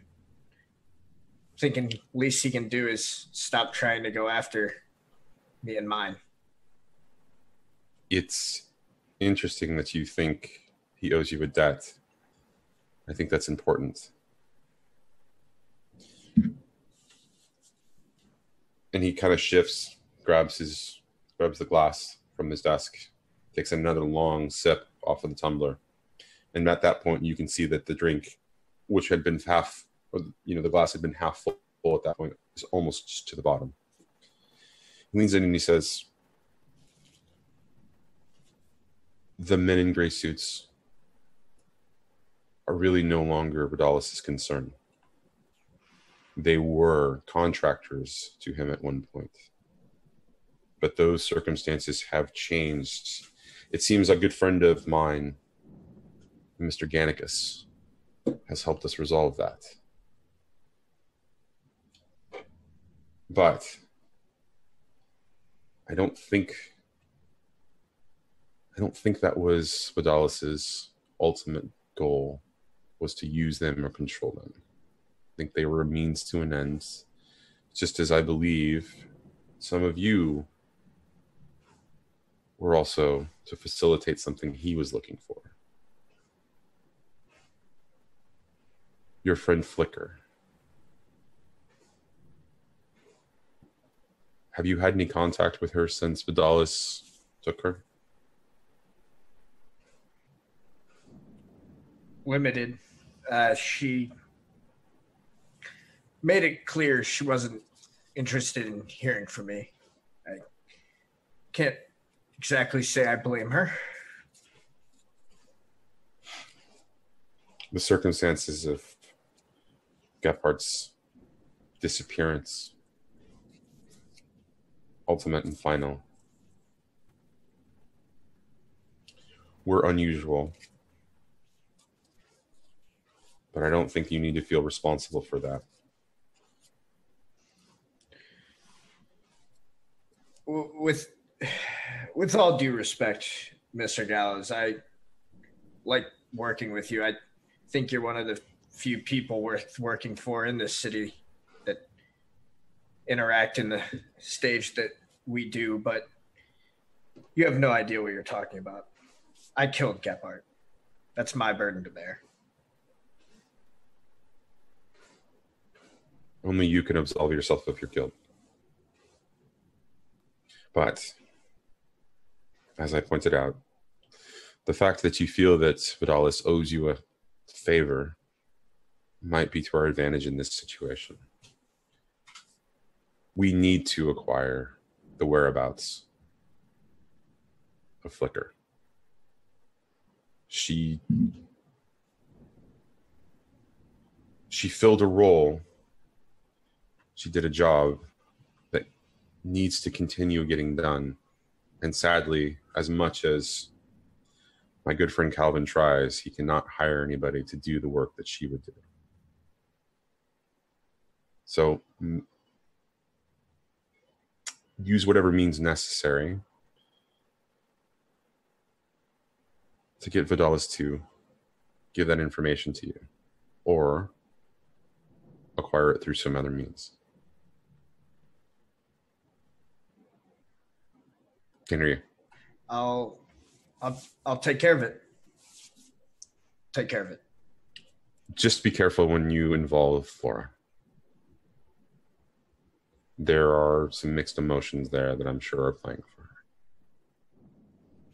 Yeah, they have an odd relationship. Haven't quite gotten the details about that, but I'm sure she'll share in her own time. And he sits back again, kind of straightens himself up a little bit, takes one last drink, and he slides the glass over again.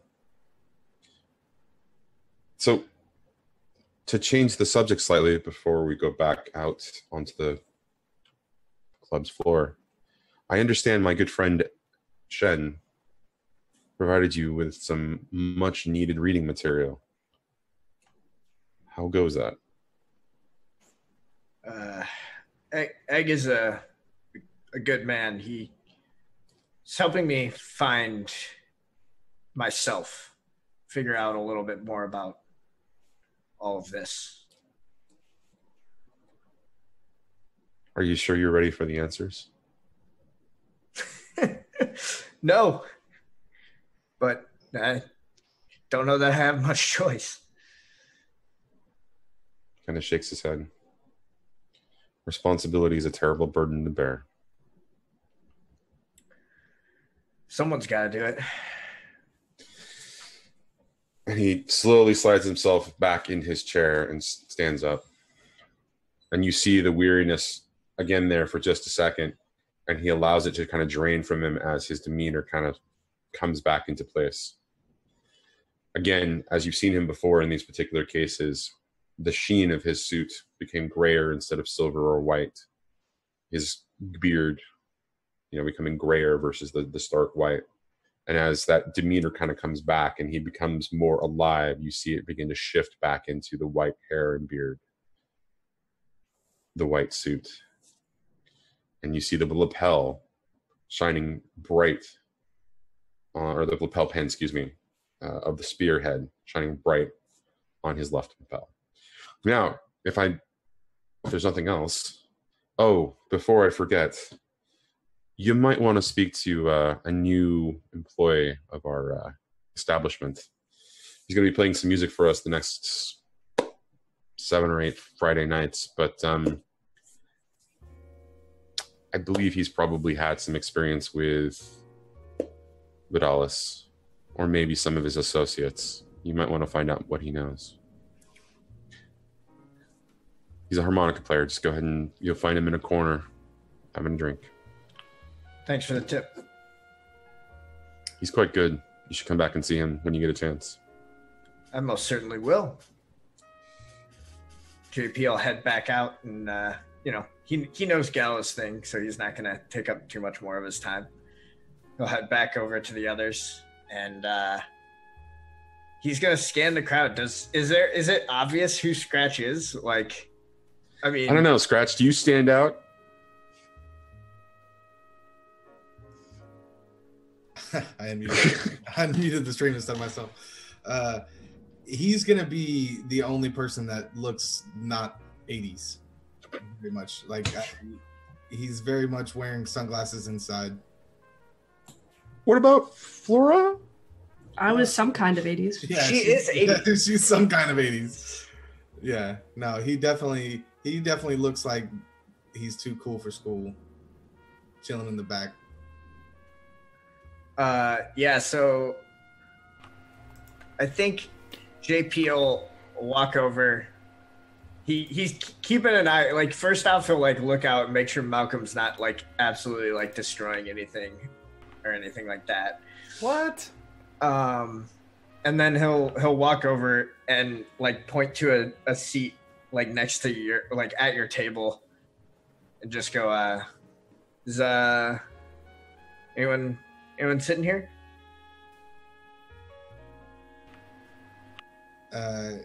Scratch is gonna kind of kick the chair out, towards you.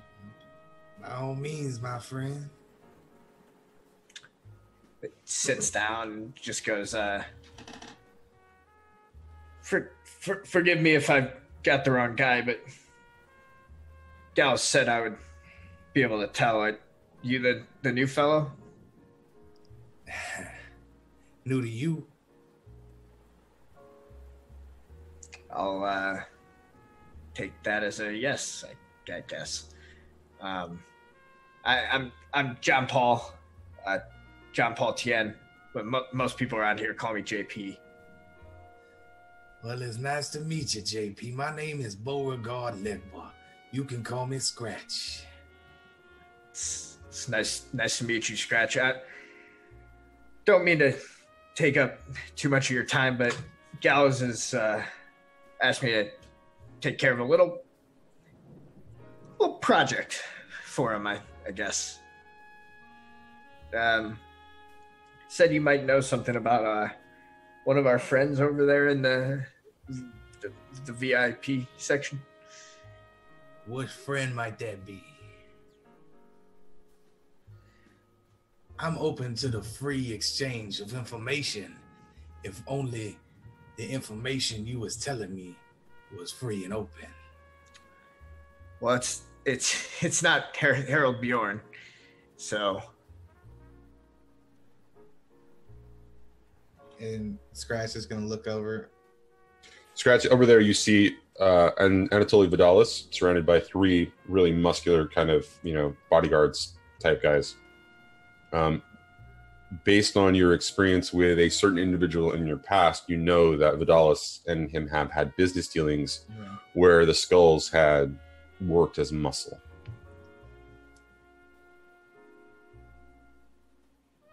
Yeah. You must mean be way over there. I may know a thing or two. Would you like to know a thing or two? Yeah, I think so. Well, let's see. We'll start off small, work our way up big until you actually tell me what it is you want to know. But off the bat, I can tell you right now, he likes his toast extra crispy. That is good to know. He likes the smell of citrus. Am I getting closer to what you want to know? I'm honestly not sure.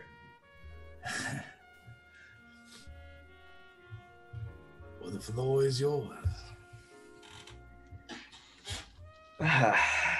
Scratch is trying to he doesn't know what exactly JP's after information wise, so he's just trying to he's playing a little game trying to get JP to. So real quickly, just to break the scene for a second and ask a question of Scratch in his past. When was the last time he was working for that mutual friend we were talking about? It was 7 months ago. Okay, all right. So, but he's had run-ins, but he's not.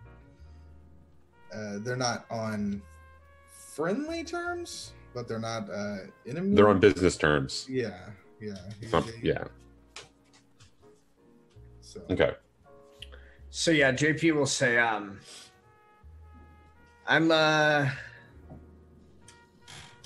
hoping to find someone for Gallows. I'm pretty sure Vidalis knows where this person is. Not saying that you necessarily know, but Gallows said that you have some familiarity with Mr. Vidalis, so I figured I would ask. If I can get the man off his game and away from his boys, I may be able to inquire about what you need to know.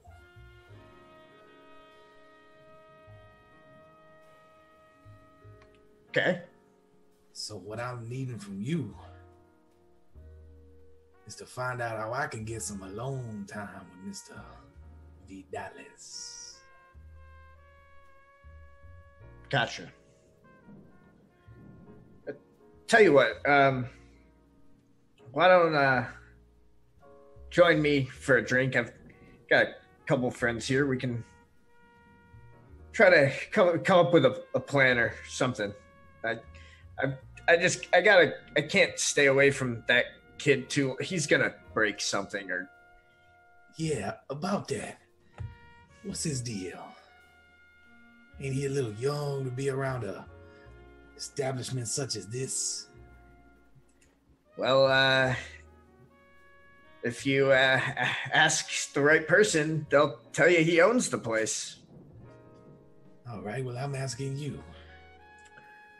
Honestly, I have no idea what his deal is. I'm just trying to make sure the kid doesn't kill himself.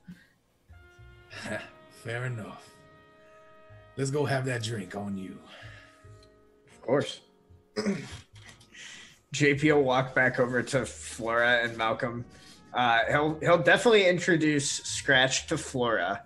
If Malcolm's doesn't seem like he's paying attention, he's might try to introduce him, but he's not gonna try to force Malcolm to shake his hand or anything. Oh, Malcolm's paying attention, but he's definitely not gonna shake his hand. No, Scratch knows this game. Not gonna try to shake Malcolm's hand. He's gonna look at Malcolm and go, up top, and go for the high five. You have sunglasses on his side. That's awesome. My name's Malcolm. Xanadu. I own this place. Who are you? So I've heard. You have a funny voice. Sit down. and before he sits down, he's gonna look at Flora. And how do you do, madam? She'll pull her glove up a little bit farther just to make sure it's tight and reach her hand out. It's nice to meet you. Friend of JP's. She's weird. He's gonna do that. He's gonna do the weird gentlemanly kiss on the hand thing. Her face cringes a little bit, as if she's not used to it. My lady. No. The pleasure is all mine. and then he's gonna take that seat next to Malcolm. So, Flora, while this exchange is beginning to happen, and just before, you've noticed that I imagine that you're keeping tabs on what's going on with Vidalis. You notice that there is a little bit of a heated argument going on between him and Bjorn, and that it's clearly gone from just stern, expressions while speaking to you're starting to hear voices a little bit. Can she hear anything specifically? Not yet, because the music is incredibly loud, and the lead singer of the cover band is currently on the mic, really yelling and screaming, looking for a duet partner because he wants to do some terrible 80s song. Flora's gonna look to JP. What's that? And she'll motion up to VIP. I can only imagine that Bjorn is doing his normal thing. Petulant child routine. Got it. I was hoping to ask a favor from you, though, Flora. I know it's been a while. I'm sorry, but something came up. What's up? Our friend Scratch here thinks he may be able to get a little bit of information on the whereabouts of a mutual friend that... Would you like me to go ask him where she is?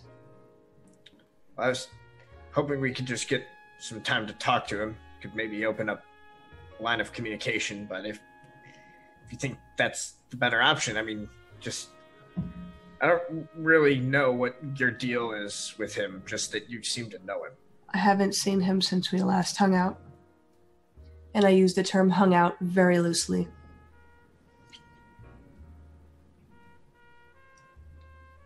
Well, either way, I have a feeling he'll be at least more willing to entertain the idea of talking with me if you're around, if you don't mind.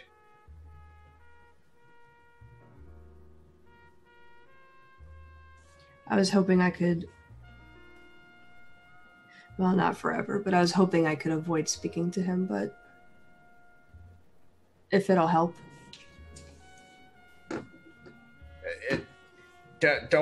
If you don't want to, we can figure out something else. It's not, you don't have to do it. It's not a big deal. I'll make arrangements for all of us to meet, maybe have dinner. What if, and hear me out, I punch him? Please Malcolm. Don't do that. No. Argument's getting louder. You hear voices now over the music. Can I get up and go, you know how it's like raised? Is there a table right at the base of it, like on the outside where they wouldn't see me, but I can sit closer and listen? You could probably get there and do that, but it would. So the bouncers are definitely kind of paying attention to the crowd and the situation. It seems like they are, based on their body language, they expected some level of this. So I think it's going to take some sort of a role to make sure that you do it successfully, or to see if there's some sort of like consequence that comes with you getting close. Okay. It could be a sneak around. It could be a take a risk. It really is ultimately, are you trying to hide the circumstance completely, or are you willing to be a little bit more brazen, right? So sneak around to me seems like you just... She obviously knows that she's there. So she's not really hiding it so much as she wants to know what's going on. So she's going to be not sneaky. She's not going to run waving her arms towards him, but like she sees that he's in an argument. She's going to find the right time where he's like facing the guy and just kind of quickly move to a table down there. So like if you call that sneaking, I can do that. But like she's not openly like dodging him, if that makes sense. I'm not... I don't know. What does the table think? Because I'm having trouble even calling that a take or risk at this point. Maybe it's a change the game, because she's stepping towards. You could do an investigate too. I mean, that makes more sense. Because she's already here. He knows she's here. She just wants to know what's going on. I'm gonna do Dead of Night. I'm gonna do Gifted Necklace. Okay. I'm going to do Access Anywhere. Mm-hmm.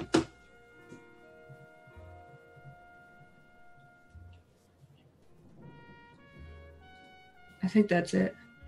Let me double check your character sheet real quick and take a look at your weaknesses, unless there's something that you want to invoke immediately, because I think there's... I mean, Hallowed Grounds, Corp-like Visage, All Alone, and then the other one is Innocence, but I don't think any of those are... I don't think any of them actually apply, although... Maybe to Scratch, Xanadu might be Hollow Ground, since it's a music hall, basically, but no, it's fine. Not for her, though. It's not actual Hallowed Ground. I know. I'm being funny, but yeah, go ahead and roll it. I was like, wait a minute. Well, guys. Mild success. Sorry, hold on. Okay, that's great. Mild success. How many, was it 3 or 4 power tags? 3. Okay, so you got 3 questions. I can give you... you'll answer your 3 questions, but some of the information might get garbled in the exchange because you're closer to the bandstand where the music is being played. So I have a dumb question. Can I save one of those? I don't remember how that works. Sorry. You can use them in the scene. Okay. Once we leave the scene, essentially once we leave Xanadu. I'm gonna save one. Okay. And I am going to ask... This is just more of an observation. Does he see me? It's obvious that he did pick up on the fact that you were moving closer to him. But he wasn't distracted by you doing that. He just, you caught him looking in your direction quickly before he returned to the exchange. Okay. Can I hear what the discussion is about? They appear to be talking about the acquisition of an item, and that how it's not going well, and how that was Vidalis' job to help Bjorn acquire that item. Okay, so I guess that's a question, right? So yes, every time they mention the name of it for whatever reason, the music gets louder, or there's some change in the beat that causes a cymbal crash, and it just kind of drowns it out. But that they're talking about something that Bjorn was looking for Vidalis to help acquire.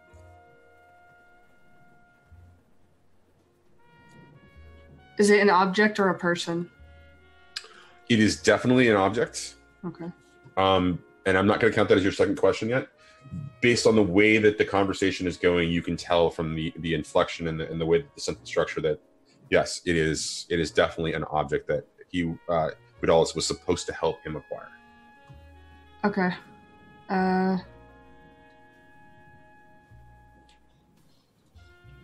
You can throw your questions out to the table. I mean, there's plenty of opportunity for things that, Yeah, I'm not great at this, guys. There's a reason I'm not a detective. There are 2 questions on the table, guys. What do you think? So the first one was, what were they talking about? They're talking about an item.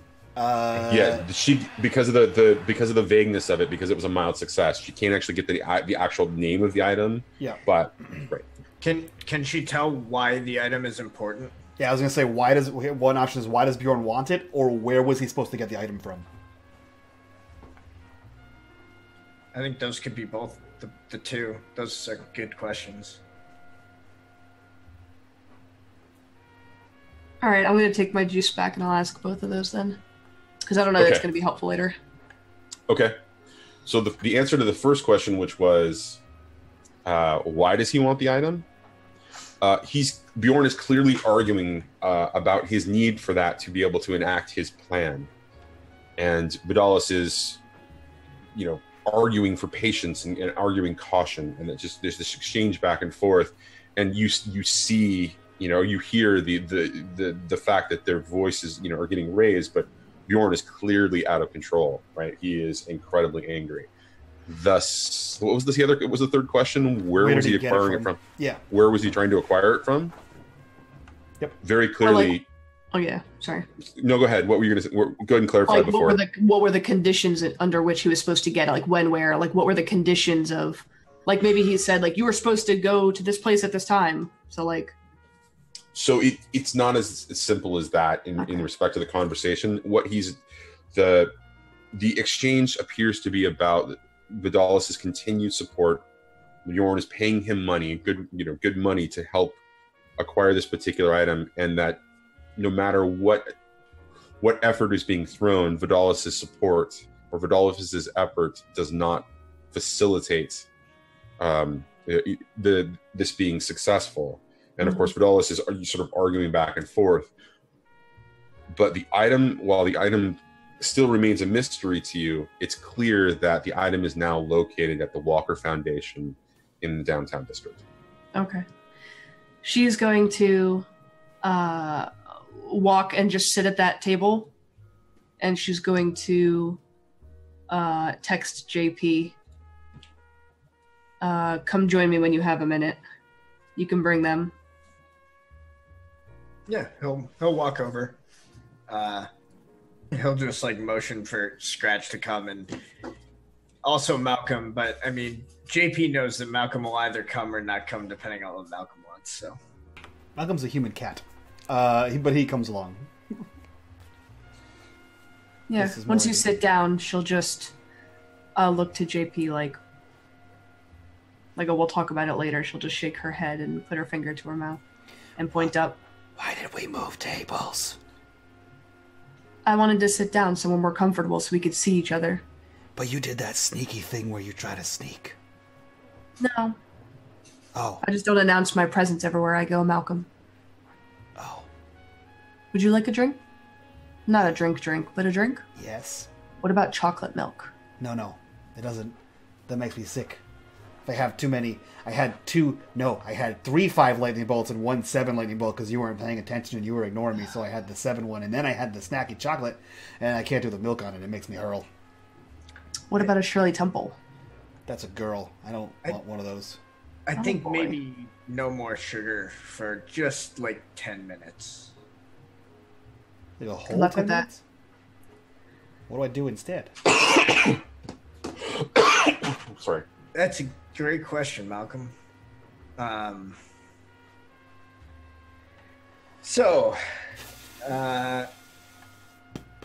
dogs have missed you, Malcolm. Great segue to bring that up, Flora. How are Sarah, Barry, and Gus doing? They're doing great. And my dead friend. They've lost a bunch of, they've lost a bunch of weight. They're wood weight, driftwood. That was my second dead dad. Well, now that you mention it, he's still dead. Still dead, thanks. I say deadwood, I said driftwood. Oh. Yeah. You know, it's funny that we finally got around to talking about, Greg's wood again. I appreciate that. Yeah. Hope it stays around for season 2. Oh boy. God. Okay. But she just mentions it to Malcolm. Dogs miss you. Well, if you bring them to my house, they can play. Or just leave them there forever, because I'm the best dog person. You didn't like them last, I remember. You remember wrong? JP, we'll be in the park tomorrow if you want to join us. I know you enjoy the outdoors. Yeah, that sounds all right. I guess it doesn't really sound like these two are going to be in a position where they're going to want to talk anytime soon. No. What about this guy? She looks over to Scratch. That's the one. See, you work here. Occasionally. Doing what? Well, I play a little bit of music. What kind of music? Jazz, blues, adult contemporary, things like that.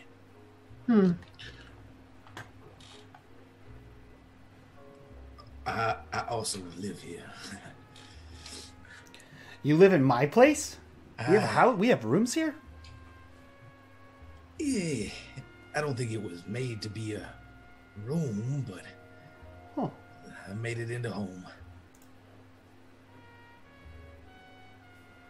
It's yeah, it's good. It's a nice place here. Yeah, but only on Fridays do I really do anything. Hmm. Well, Sunday afternoon, if you want to join us.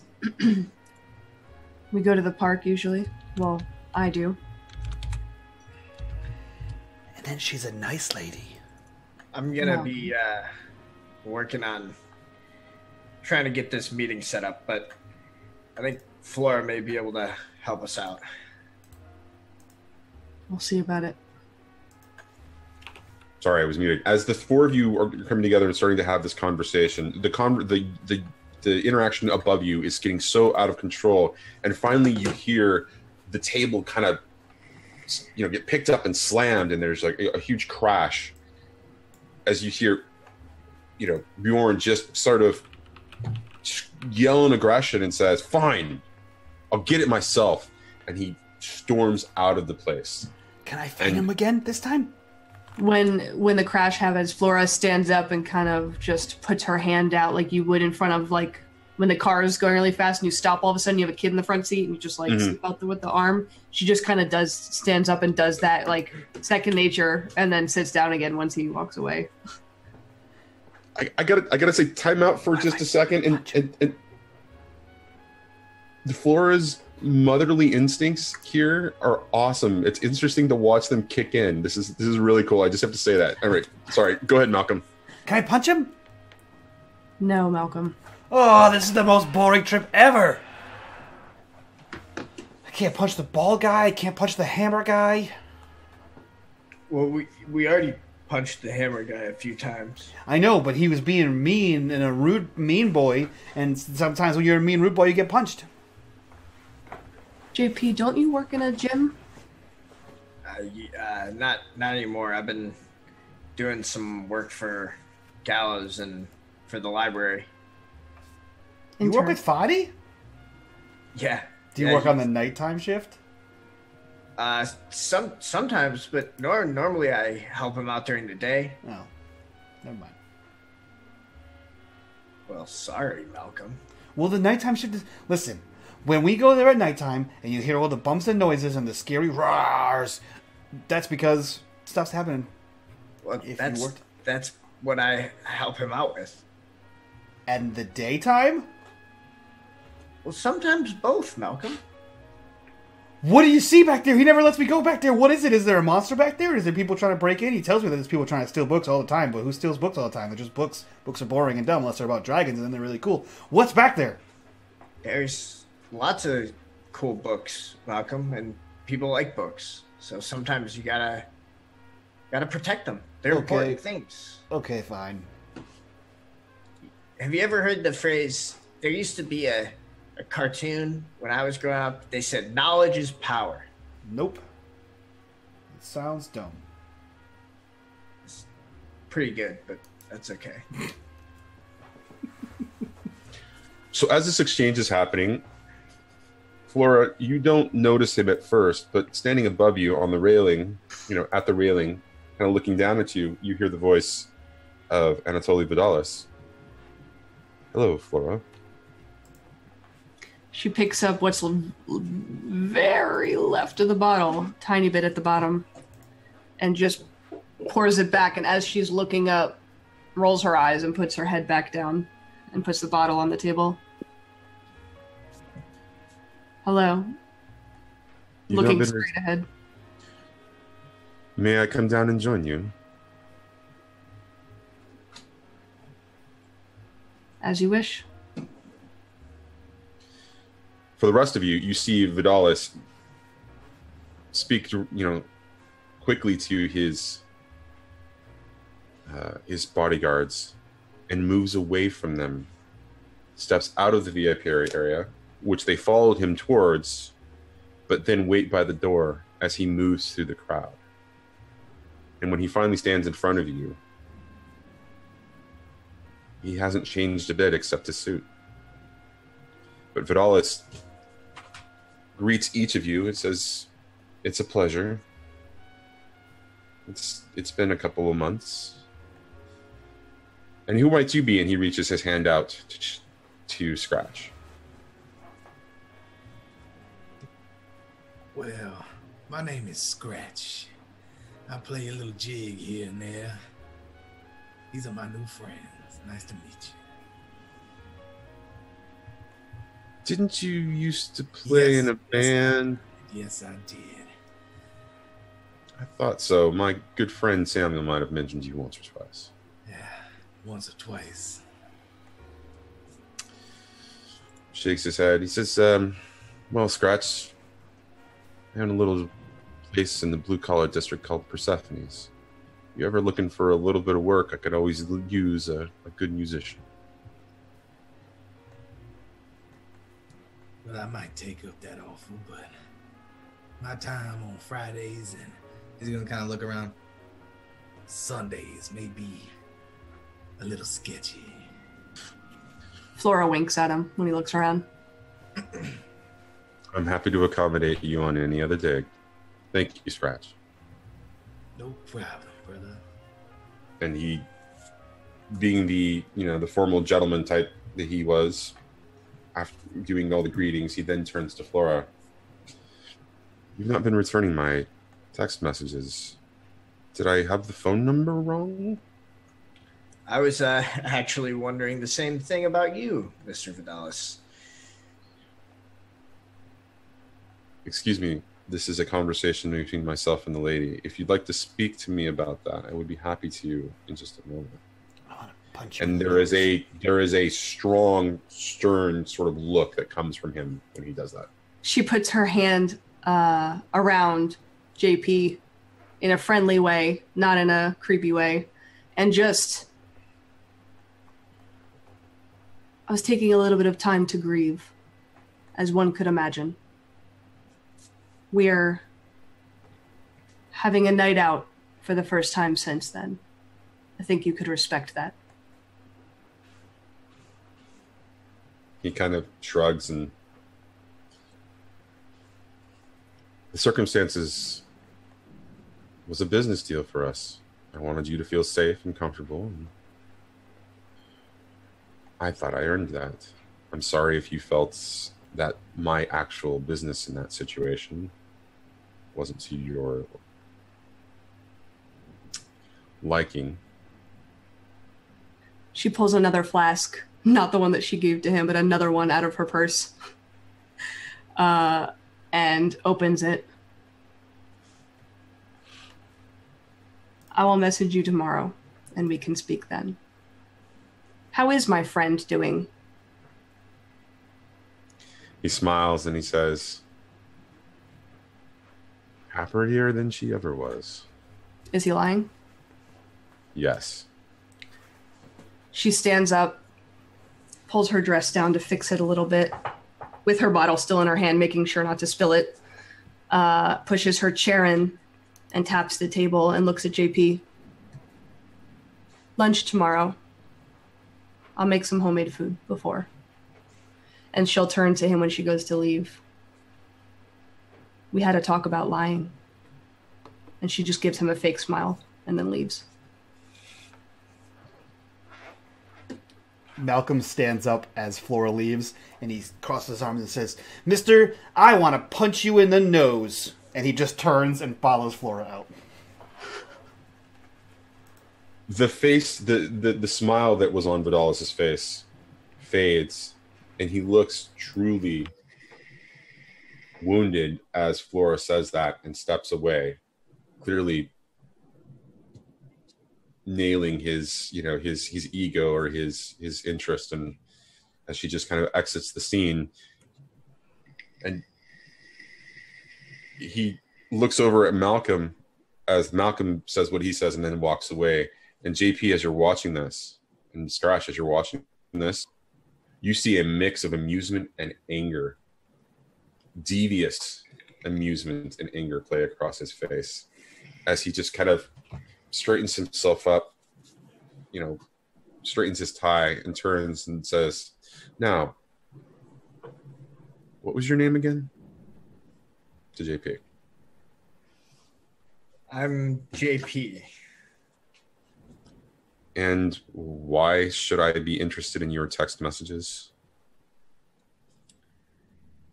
Well, I would think after the last time we met, you rather owe me. And I've had a few run-ins with folks that I was given to understand were working for you at one time. Was hoping I would not have to deal with that anymore. To be clear, you're speaking of the gentlemen that were working for me in the gray suits. Yes, but I mean, I apparently that's not your business anymore, which is fine. I think something else we could talk about. I'm intrigued. But GP, you don't have anything I want. I thought I was clear. I think you kind of owe me. You were clear. My ledger seems to indicate that there is no debt that I owe you. So if you'd like to be even more clear about this perceived entry, I would very much allow you to come and explain it to me. And he reaches into his pocket and hands you out a card.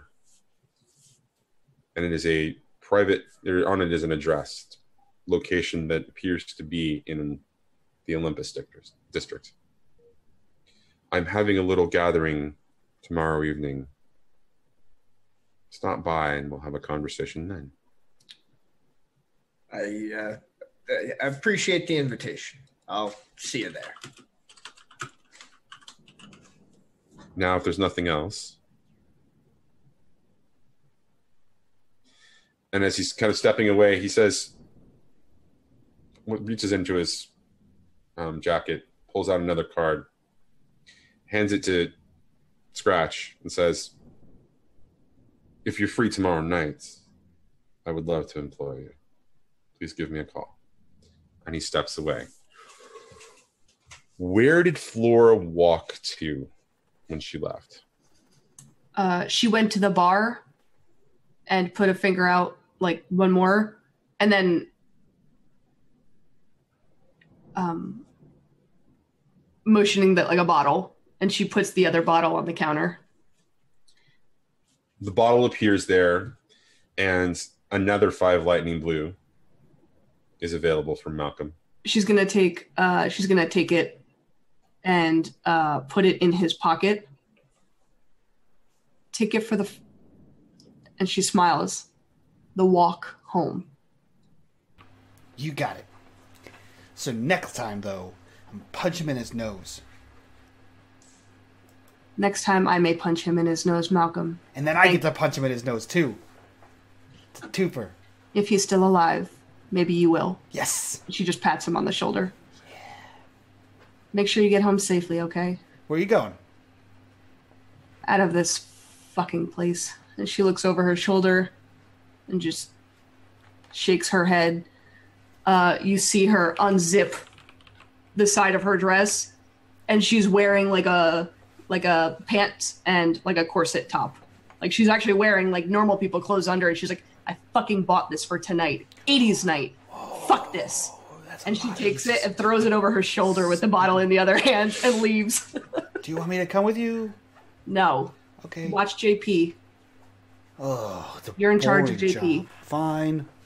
She takes a little bit, like $5 or $10, enough to buy another one, and puts it in his pocket for later. Okay. See you tomorrow. See you tomorrow. And Malcolm sullenly walks back to JP's table. Flora said I had to babysit you again. It's good, Malcolm. I don't know what I would do without you. I know. But unless you want to stay here, I think I'm gonna head out pretty soon. Gonna meet. Don't want to miss the meeting with Flora tomorrow. You just gonna leave the guy with the glasses on? Well, he lives here. I don't believe your name is Scratch. That's not a real name. It's as real as you want it to be.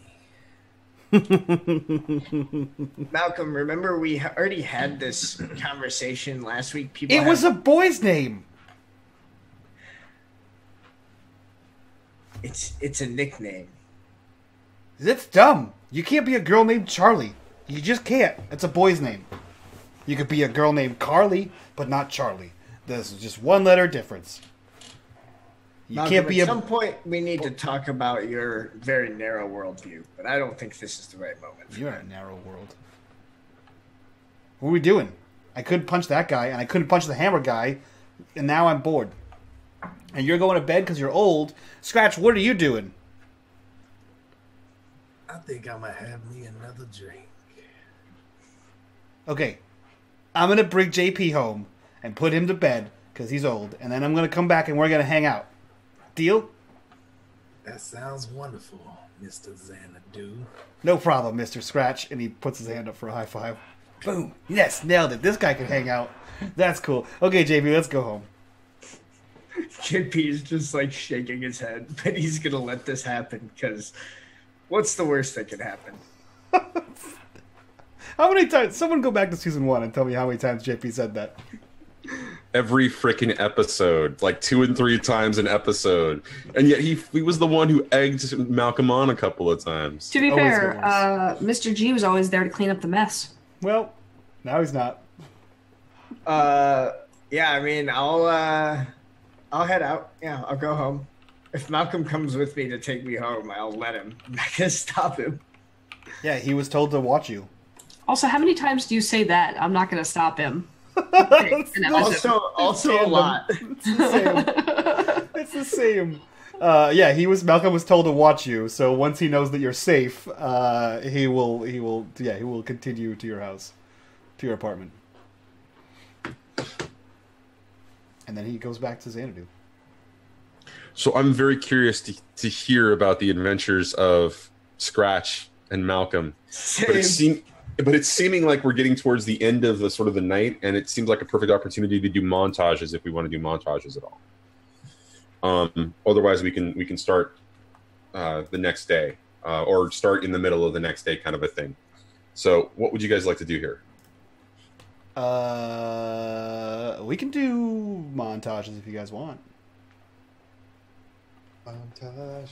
I was just gonna regale Scratch with the adventures of Malcolm. That sounds ridiculous. For the next That could be Malcolm's montage. For the next 4 hours. I mean, that sounds like a pretty good montage, honestly. That seems to me like it would be an exploring your mythos, honestly. That could be. Could be. Explore your mythos, tell everyone at the table which one you explore. Yeah, I can see that. So who wants to go first with montages? So if that's my montage, yeah, I'm just going to do that. So I think it would be the worst night ever for Scratch, because you're now pinned to a table drinking alcohol with what amounts to like a 12-year-old, right? And he's just excited, and he pulls out 2 5 Lightning Bolt energy drinks, and you saw him consume several other ones, and then tell an adult he wanted to punch him in the nose. And he just takes 2 of them out, and then it drinks the whole thing down. The first one, listen. So then I got a guy named Mr. G, and then he basically recaps the entire first season. And then he was like, the pirates were like, pew, pew, pew, pirates. And there was like a little fairy, and there's like a dragon was like, roar, and he's like, no, and he shot the dragon, and he's like, no, and then he's like, no, dragon. And it's like the 2 dragons came back to life, and no, the 1 dragon came back to life. And then we rode the dragon, and then we went back to the house, and there was like 3 dogs, and then we were flying through the sky, and there was like, roar, and there was like another one, and he was like a long one, like a long dragon, and there was like a regular dragon, and then JP was right on top of it, and then Mr. G, he was flying, and he was blue, and I was like, Mr. G, you're a bad guy, and he's like, I'm not a bad guy, and then JP punched him in the face, and he was like, pow! And he was like crashing, and exploded all over the place, and the other dragon was like, we're going away, and the other dragon was like, I'm also going away, fuck this. I mean, oh, don't tell Flora I said that. And then anyway, I went into Evil Castle Place, and then I fought the bad guy in the Evil Castle Place, and then I was on a ship, and I fought pirates, and I fought no, not a dragon. I fought a kraken, and that was fun too. And then we found a mysterious island, and then the other day I found the same mysterious island, and it's out there in the ocean. You want to go find a mysterious island in the ocean? Do you want to go find it? Do you want to find the mysterious? It's in the ocean. It's in the ocean. You don't talk a lot. Okay, so you had a friend Yep. that got punched? Yeah, and it exploded. JP punched him. Okay. JP not a ninja, but he can jump real high and punch guys if they explode. That sounds like him. Yeah. Yep. And then the Flora lady, she sometimes spits on people, and that's gross. I'm not really sure what that's about. I think she just is a gross spitter. I would concur. She looks to be the type. And Scratch is he's just soaking in information. So do you want to go find the island? It's a magical island. When? Tomorrow. I feel like if I say right now, you're going to say, no, I'm old. You funny, kid. Thanks. You want to go right now? Kinda. Well, that's not happening now. Oh, damn. That's what I thought. I like to build them up and then ease them down. That wasn't easy. You just said no right away. It was boring. I made you think we was going, didn't I? Listen, just because you're a cool guy that wears glasses at night doesn't mean you can just say you want to go do stuff and then be like, no, I'm old and boring. What do? Wait a minute. Did the bald mean guy say that you used to work for... Who did you say did you work for? He didn't say nothing. He asked about a band. Oh, you were in a band? It was a long time ago. What kind of band was it? Did they play guitars? Did you play a guitar? Do you play an instrument? What do you play? I played some things. I sang some songs. We had some good time. Oh, where did you play? Always rainbows and butterflies, but I can tell you. Those are boring. Where did you play? Wherever they would listen. We played. You don't answer a lot of questions. Hey, you don't ask the right ones. What does that even mean? That's for you to figure out, baby. You're a baby. Jerk. So I'm going to interject here real quick. The drinks keep flowing for both Scratch and Malcolm. Oh yeah, Scratch is freaking tanked. The drinks keep coming from the server, and they're on the house as you're sitting with Mr. Xanadu, and of course the drinks for Malcolm keep coming because this one server behind that knows him really well knows that he'll appreciate in the There's high fives every time. Exactly. Which keeps up his energy level the entire time, and you're wondering how the kid hasn't had a cardiac arrest. Yep. Okay, so that's your montage. Yeah. Mark your attention. Okay. So I'm gonna mark attention in Fly Fight Crow. Okay. His mystery is what makes someone a pirate. So that's what I'm dealing with. I'm trying to determine who this Scratch boy is, and what he's about, if he's a pirate or not. If he's some sort of strange musical pirate. Yeah. Yo ho, yo ho. No, it's fun. All right. So that means you also get a clue for your mystery. Oh, does that mean that? Yes. Okay, dope. I didn't read the whole thing. You gain one clue with a method and a source based on your description. Okay. So the method is you told stories. Mm-hmm. The source, essentially, or the let's see, what is it? The method and the source. Okay, so the method is you are the source of your own. Essentially, you just spent the last 4 hours kind of conveying this all to Scratch. So based on your question, ultimately it might actually be something where I'm just going to let you kind of determine or answer it, or maybe it comes from Scratch, and then Scratch and I are I'll just kind of convey it from Scratch. Yeah, but it's interesting because of how you spent that downtime really kind of just conveying it, kind of basically recounting season 1 and in every way, shape, or form. So, you know what? My clue is Scratch a pirate? And I think Scratch gets to answer that question then. No. All right. Not in the classical sense. Not in the classical sense. So for Malcolm, what's the question again? What is your mysteries you're specified as again? What makes someone a pirate? What makes someone a pirate?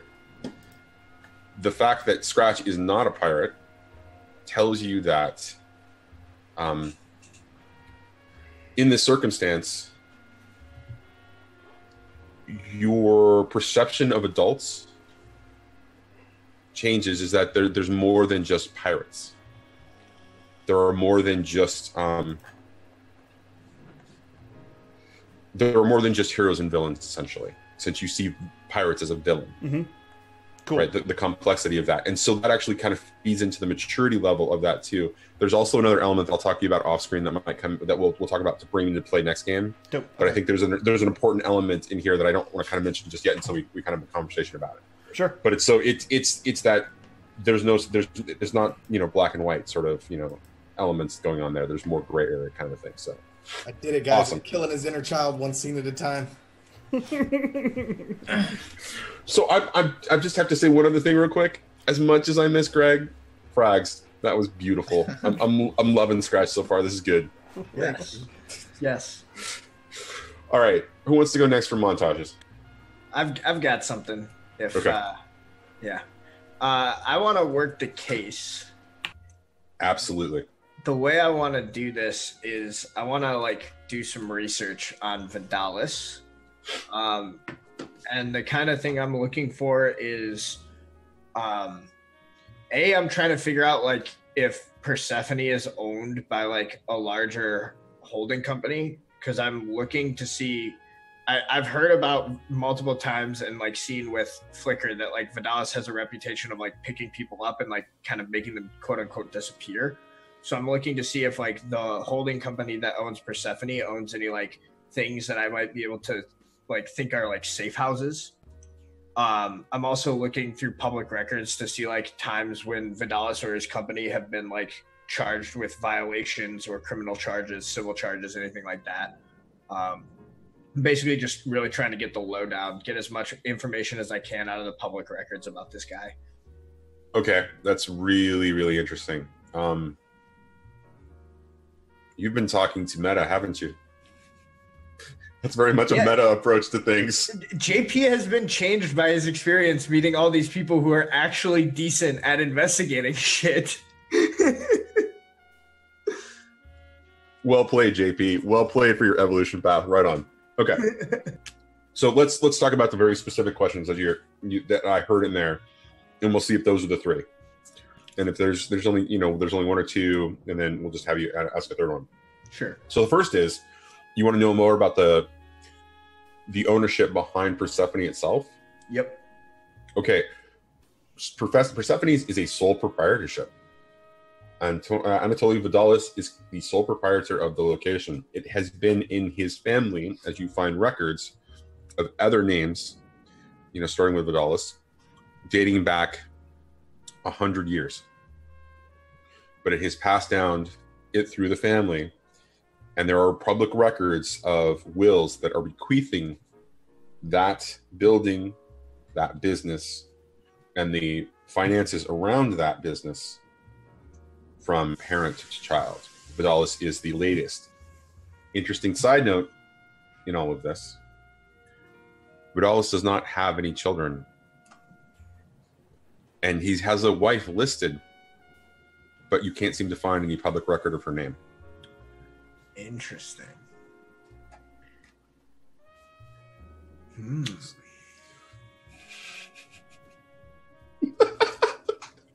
All right. So the second thing is, you want to find out more about Vidalis' business interests outside of Persephone. Yes. Right? Yes. Okay. He doesn't directly have any corporation or property that he owns. There are on record business contracts that he has established with various organizations in the city, various companies as corporations. And the way that you find that out is not through the business contracts themselves, but through newspaper listings. So JP's been cracking the books, like learning how to actually do research. And so he starts looking at, and you see references to Acer Industries, Chow Industries, gold acquisitions, God, why am I'm Wing Kong Exchange.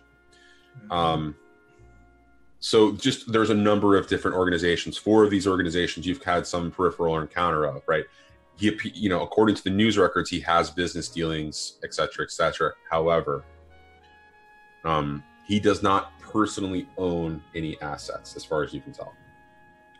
So if this is too much to be part of that same question, let me know. But like based on what I'm looking at, does it seem weird that such a small sole proprietorship would have this kind of business dealing with corporations of this size, or does it not look like, does it all look pretty above board?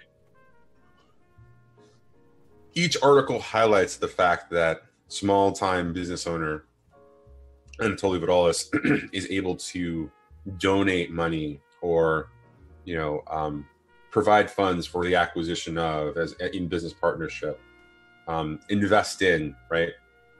They all talk about investing or acquisitions or this or that. There's a very famous case of an acquisition that happened between Vidalis and Gold's acquisitions for a revolver that was recently stolen. Gotcha. Interesting. So. Okay. And then the last question is there any note of them getting in trouble with the law?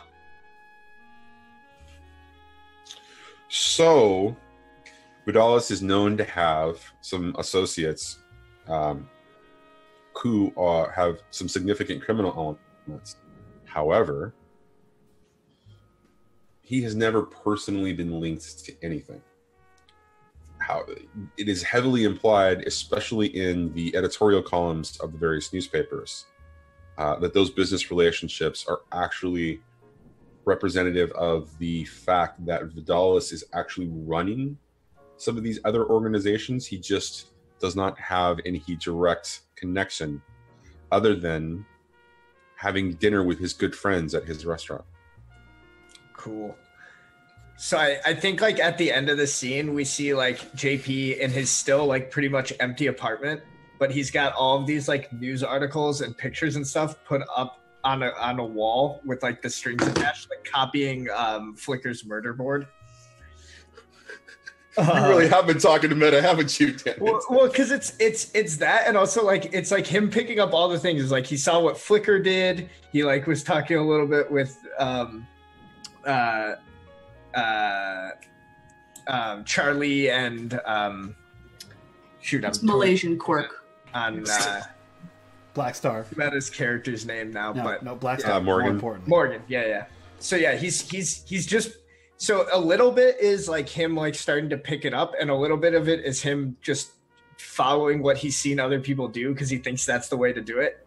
It's very much that kind of place where you see where someone's just sort of starting to pick up a new skill, where it's some of what they're doing you can tell they really understand why they're doing it, and some of what they're doing you can tell they're just doing it because that's how they were taught to do it. This is a very cool evolution process for JP. I'm loving it. All right, so did I answer your 3 questions? Yeah, I think I got all 3. So, all right, go ahead and mark your attention then. Or sorry, no, you don't. I'm sorry, I was misreading Explore Your Mythos. Cool. All right, Flora, do you want to give Scratch a little bit more time to figure it out? Yeah. So she is going to explore her mythos. The way that she's doing this is when she had reached out to Mr. G's family, the ritual she had performed had never really been successful. she would just view the city in the way that had been described, all these lost souls and people waiting for what looked like a dark area that they were waiting in. They were waiting for something. And it was like below the city. So she's going to go back and to her place and sort of explore that a little bit. She's specifically looking at that area under the city and kind of trying to get a feel for, you know, the types of souls that are there and what's happening, and trying to get a better understanding, kind of hone that skill a little bit.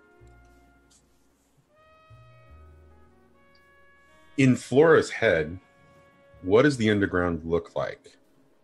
Does it look like the city, the city infrastructure under a floor, under the, you know, like, does it look like sewers and, you know, like, you know, basements and that kind of a thing in her head? And they're just these souls essentially, or these bodies. It's the full body of somebody when they go to hell, I guess, or go to the underworld. Is that what she's seeing, or what is she seeing down there in her vision? I think it looks a little bit different every time. The way that she interprets it is a little bit different every time. In the beginning, it was just dark and light figures, and it was like blobs almost moving among the city. But now, as she's starting to get a little more into it and practice it a little bit more, and trying to maybe reach out to some of these beings, souls, whatever she thinks they are, they're starting to look more like outlines of people, but not really well defined to be able to tell if it's a man or a woman or a child or whatever. And they're almost illuminated while they're walking in the city, within the city. But if you ever play in a video game and you fall through the map, it sort of looks like that. And the further down you go towards this end goal that she's never been able to reach and like hold on to her, what she's seeing long enough to be able to get to it. But at the further down she goes, the colder she gets and the more of these figures she sees. And the way she describes it to herself when she thinks about it is people, if that's what they are, being trapped in a dark room. And the further down you go, the scarier and more, the worse vibe she gets, the farther down she goes, if that makes sense. Absolutely. The closer she gets to this goal that she's seeing, you know, very far down that she can never reach. Okay, that's a pretty awesome description of exploring it. So, with all of that, what do you want? How do you want your? How do you want to spin your clue? What's the question that you want to ask about your what's your mythos? She wants to know if she's ever made it there before, if she's ever been down there. And specifically, what the mystery that this question is for is, what's that? Hold on, let me bring it up. Okay, I just want to make sure that I answered into the context of all of that. Am I damned? That's her end question. Right. She knows she has these powers. She doesn't know her family. She doesn't know any of her previous life before moving to the city. She thinks that she has lived there her entire life, but yet she doesn't have any childhood friends. She started working this job a long time ago, and she went to school and did all of these things, but things don't make sense to her. She has all these like holes in time that she can't explain. And then this guy comes along and is like, first of all, immune to her, which no one has ever been, and knows all these things about her, or thinks he does. So she's just trying to get answers about, is there a correlation between him being like, I want to court you because I think we were together, and then, you know, being able to do these things? Is there something wrong with her? Because there's clearly something wrong with him if he's okay with how damaged she is. Not like emotionally or whatever, but like physically and dark she is. She has visions of this, and she's feeling all of this, right? As she's exploring all of this. When she decides to do this again, and she's exploring it, and she's that question is sort of lingering in her mind. Has she ever been there? That there's the resonance of that larger mystery question of, am I damned? She gets flashes and visions of being down there. like reaching the bottom, finding the floor and looking up and seeing the world above, as if you're in a video game and you see the world above and you just can't do anything about it, but it's incredibly dark down here. So yes, and you see the presence of these other individuals, their outlines, how you're perceiving them, but you're not uncomfortable down there. You're not necessarily happy about it, but it appears to have a level of like you've accepted that as a circumstance, and you can feel like there's a like a sense memory of the sun as well, and that you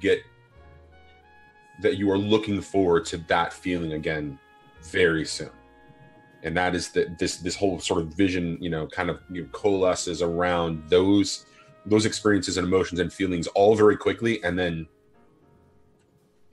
it just kind of flashes and you're done. And as that that sort of flash and finishes, you get a picture of him. Not a picture of him in his physical form as he's perceived now, but you get a picture of him when he was with you, who he was idealistically. She's gonna immediately start drawing. She picks up charcoal off of her counter and just starts sketching. And so as you're kind of sketching this all out and just kind of, it's a vision of him. It's a vision of the man that you fell in love with. It's a vision of Hades. And so... And she recognizes him by name? Oh, yeah. Fuck. Like, it comes all at once. And again, there is that sense of that question, am I damned? It's not clear there's an answer, but when you look at him, you feel comfort. Not complete comfort, not safe, but you feel comfort. Okay. Okay, so that answers your question, I think, that generally. Great description. I love the video game analogy. Make sure you mark your attention as well. Okay. All right. Last but not least, Senor Scratch.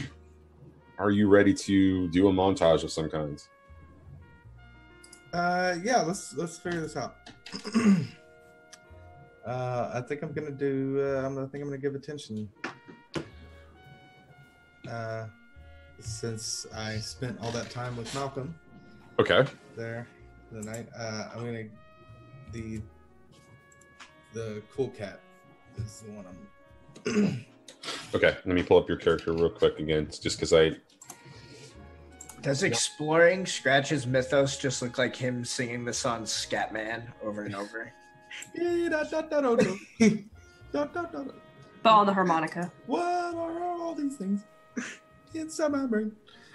No, I thought about doing the exploring the mythos,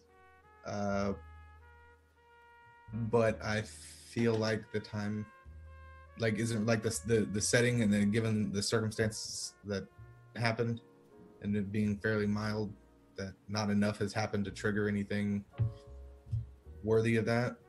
But the talking with Malcolm and the getting increasingly drunk on free booze probably helped explore this cool cat thing that I have going on. So, one quick question.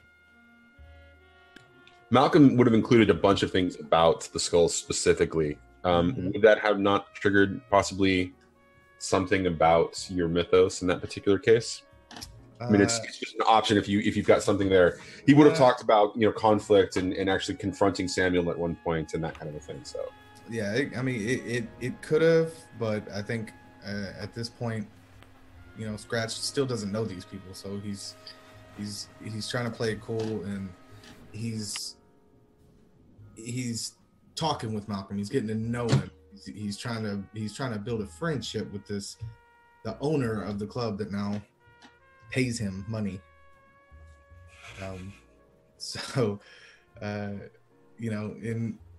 While talking with Malcolm, he's gonna put a lot of puzzle pieces together, and he's gonna be able to keep Malcolm talking constantly, and Malcolm's gonna keep calling him old, and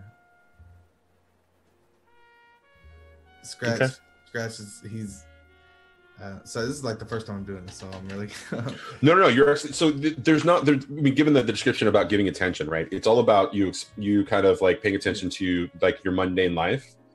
Yeah. And so there's not a question necessarily that gets answered, but you do get to mark the attention, which helps progress your character and increasing abilities and stuff. So you're doing exactly right, and I love the sort of the description of it because it helps us really understand Scratch's hesitation and not really knowing who the hell he's actually interacting with, and I think that's brilliant, especially given now Malcolm can be a little overwhelming in general. The drinks would definitely be fun. Yeah, and Scratch's ultimate goal is to get people to trust him. That's how the way a lot of things work for him is he needs trust and comfortability with the people that are to be allies, if you will, to be that are going to help him in some way. So just being able to hear Malcolm out, and I mean that's how he's going to spend most of his night. Just trying to be the cool cat, trying to show Malcolm that, man, I'm all right, baby. You ain't got nothing to worry about. I'm talking like that for the rest of the night, by the way, Mike. So thanks, man. Can I come live with you guys and just kind of have Scratch talk to me the rest of the night too? Listen, Smash Mountain is at current occupancy. We can open Smash Mountain West, but I mean we're still currently building Smash Mountain North in Canada. I would be more than happy to open Smash Mountain West, just specifically for that reason. All right, so brilliant. I have one question that relates to his logos, and it actually is for Malcolm. Given the interaction, every time he's just sort of like, "That's cool, baby," that's right on. How is Malcolm taking that? Nobody's ever just been like in total agreement and not really kind of reined Malcolm in some way, shape, or form. Well, Malcolm loves it. That's not true. Only the adults that Malcolm recently hangs out with rein him in. This is like having an adult version of one of the boys that lives in the warehouse. Who just lets him talk and tell his crazy stories and listens rather emphatically. So he's all about it. Okay. Awesome. And so we kind of sort of fade the night away and come into daytime. JP, you've done a little bit of your investigating, the various circumstances of the montages have happened. How are you proceeding with this investigation, this thing that Gallus has charged you with? Well, the next thing is to go meet with Flora, because he wants to talk to Flora about this party. He still has a feeling that the only way he's been able to get Vidalis to pay any attention to him has been via Flora. So he still thinks that Flora is in here. So, yeah, that would be the next thing I'd be doing outside of just like normal JP morning stuff is going to the park to meet Flora for lunch. Okay. So let's start there. Let's fade into the scene there. Flora, set the scene for us at the park. When you guys walk up, she would just have a giant, 2 blankets now because we have an extra guest. She would have 2 blankets laid out. She's wearing an obnoxiously long sundress, hot pink. She's got her hair in a bow and in like a headband. And she's just kind of catching some rays and hanging out. She packed a few energy drinks. He doesn't know that they're actually like those fruit veggie drinks that taste like, you can't really tell. It's like flavored water almost, but it's like there's like fruit in it. Yeah, fruit extract. Yep. So she's going to trick him into drinking those. She put a different label on it. And she packed a bunch of cakes and other stuff. And she went kind of crazy. It doesn't look like enough food for you guys. But when JP shows up, she kind of looks around. She looks a little bit nervous, and you hear her whistle, and Sarah, Barry, and Gus come over with baskets in their mouths. They've got more food. They've been unloading the car. And they just lay next to her, and she's just petting them. I pat all 3 doggos on the head. Which order? I love that you said doggos.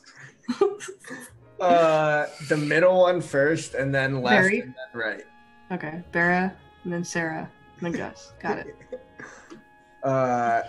And then JP will probably like wait a minute before like saying anything. He's just gonna kind of like enjoy the park for a minute, and then he'll say, "So after you left, your friend invited me to a party tonight." You see her just laying down, like, covered in flowers, just eating grapes. He's not my friend. What kind of party? Not exactly sure, but just trying to do what I can to get Flicker out of whatever the hell we got her into. She's not okay.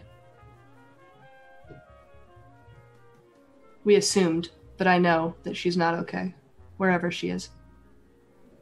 Do you need a date for tonight? I think JP has one of his moments where he's like, at first is like, wait a minute, she asked me out, and then it's like, oh wait, no, Flora's just like, that's not, this has happened to me before with Flora. So he's like, yeah, it'd be nice to have company. I'm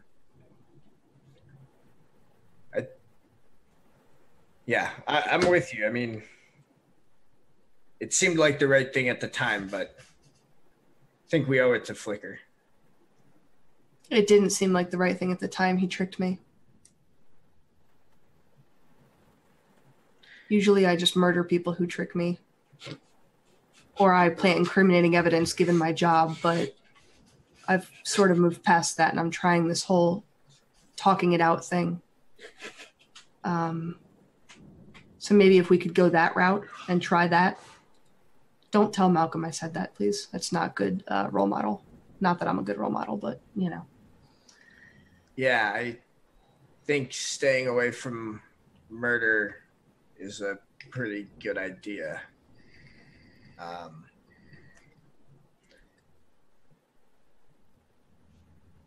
Either way, I'm not crazy about how that went down, so if we can talk it out with this guy, figure out where Flicker is, or I don't know, help her somehow. It's important.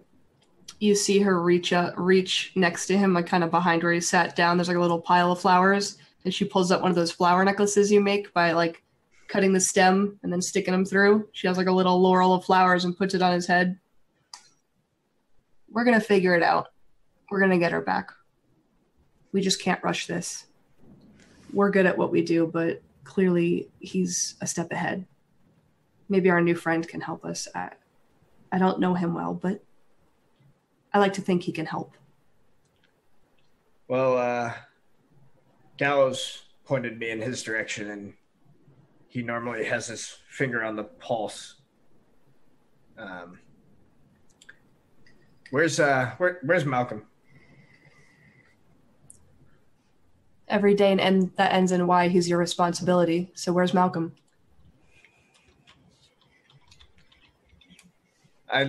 That's a good question. Is Malcolm coming today? He is. He's just super late. Yeah. He was up super late talking to his new friend, Scratch. And he probably hasn't gone to sleep yet.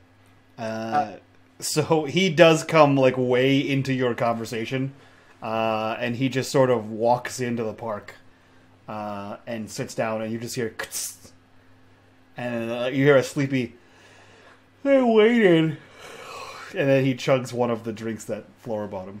and you absolutely cannot tell that there's fruit in it. She No, tested it. one of the drinks you bought last night. Oh. And he says, yeah. I waited, and opens the drink you bought him and chugs it. She leans over and touches JP's arm. He's learning. Yeah. What are you doing? He's being boring? Yeah. Oh. But puppies. Okay. 3 of them. Well, now that you're here, Punch Malcolm, a guy. What? you want to punch a guy. I wasn't talking to the dogs.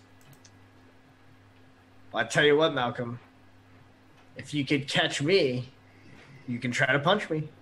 And then JP will get up and start running around and like jumping and flipping off of trees and cartwheeling around and trying to get Malcolm to chase him. But You for like 3 or 4 minutes, it's just JP doing it, and Malcolm looks over to Flora, and then he shakes his can, and then puts it down and picks up the new one that Flora brought. Mm-hmm. He says, I'm really tired to chase him.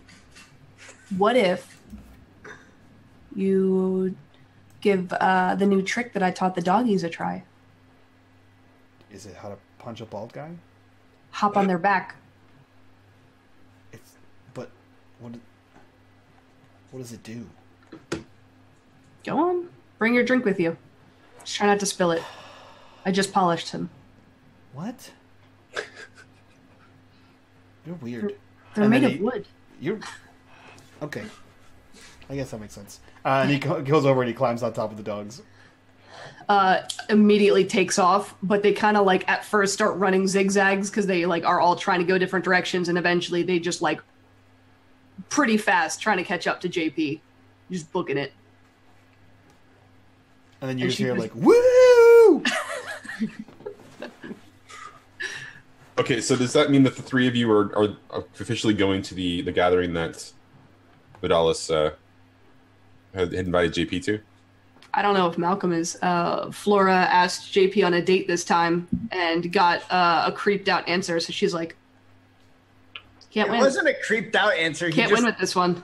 He just thought that it was like the other times you've asked him for drinks and stuff and doesn't want to look like an idiot again like he always does in front of Flora. Flora puts some Jefferson Airplane on speakers and just kind of lays in the grass and is like, I can't win. And you just see her pull out a cake and she just has a fork in it and is just like eating it, laying in the grass, waiting for Scratch if he is ever going to show up. Like, Amazing. watching these idiots run in circles. Does Scratch ever show up? Oh, Scratch makes it there eventually. Really hungover with what looks like the same clothes he had on the previous night, which is just like a blue shirt with a red vest and black slacks, nice wingtip shiny shoes, and his sunglasses and his hat. And he definitely looks hungover because even with the sunglasses on, he's still blocking the sun. He needs that double aura of protection from the vitamin D that keeps trying to get to him. And he's gonna. Are you under a tree at all? Or are you? You would see at night. You would have seen a woman with long black hair. Looks like she might actually be dead, walking around like corpse bride. And today you see a woman in a very long dress with long pink hair who sees you, starts waving excitedly, and is like, "Come join me!" and is like yelling and waving like you can't see her, and is excitedly waving pieces of cake and stuff. Now, like I said, are you under a tree or are you? No, out? she's just out in the open lane catching some sun. Scratch is gonna walk to the nearest tree to you, and hopefully it's within earshot. And he's gonna wave back. I see you. How you doing? Now I'll be over there in a minute. I'm just cooling off. She grabs a bottle of water and a large Tupperware-looking container and brings it over to him with a fork. I made lasagna. If you're hungry, you look like you had a rough night. And some water. And she puts it down next to him. Yeah, I was matching the boy with drinks. Thought I could keep up. No, he never stops. Yeah, man, what's in them things? He can take that much alcohol and not be hurt? It's just sugar. Are you kidding me? He was drinking sugary drinks all night. He's a child. And pounding Tom Collins like a man. Yeah, you matched a child drinking sugar, but that's impressive. Please don't feed him alcohol, by the way. Well, I didn't. He owned the place. I figured he was. I wasn't getting him no drinks. It was okay. Brought on. No worries. Yeah, he's just well, he's clearly feeling better than you are, and she points over to him riding around on a 3-headed dog. Yeah, and he's gonna grab the lasagna as you point. Yeah. No, I could hear him when I got here. And he's just gonna start like slowly and methodically just eating lasagna. He's not scarfing it down. He's not like being proper. He's just like trying to make mouth and meat. Ladies? She'll point over to the blanket. There's cake. There's anything you could want in there if you want. Just don't touch the salad with the stuff in it. That's for JP. He's weird. Yeah. Now, if there's anything that's gonna get all scratch into the sun, there sure is some cake. Yeah. And he's gonna hobble back out into the sun and kind of make his way over to the staging area. As she starts like skipping alongside, kind of like past him, she'll grab one of the laurels and put it on his hat and then sit down. Well, ain't that sweet? And Scratch is gonna ask, So why is it that we are here? as he's kind of going for the cake now. Well, some days we come out here. I come out here every day, but sometimes we come out here to hang out, get some air, plot people's deaths, try to save the city. Really, it just depends on the day. Right now, it probably has something to do with Mr.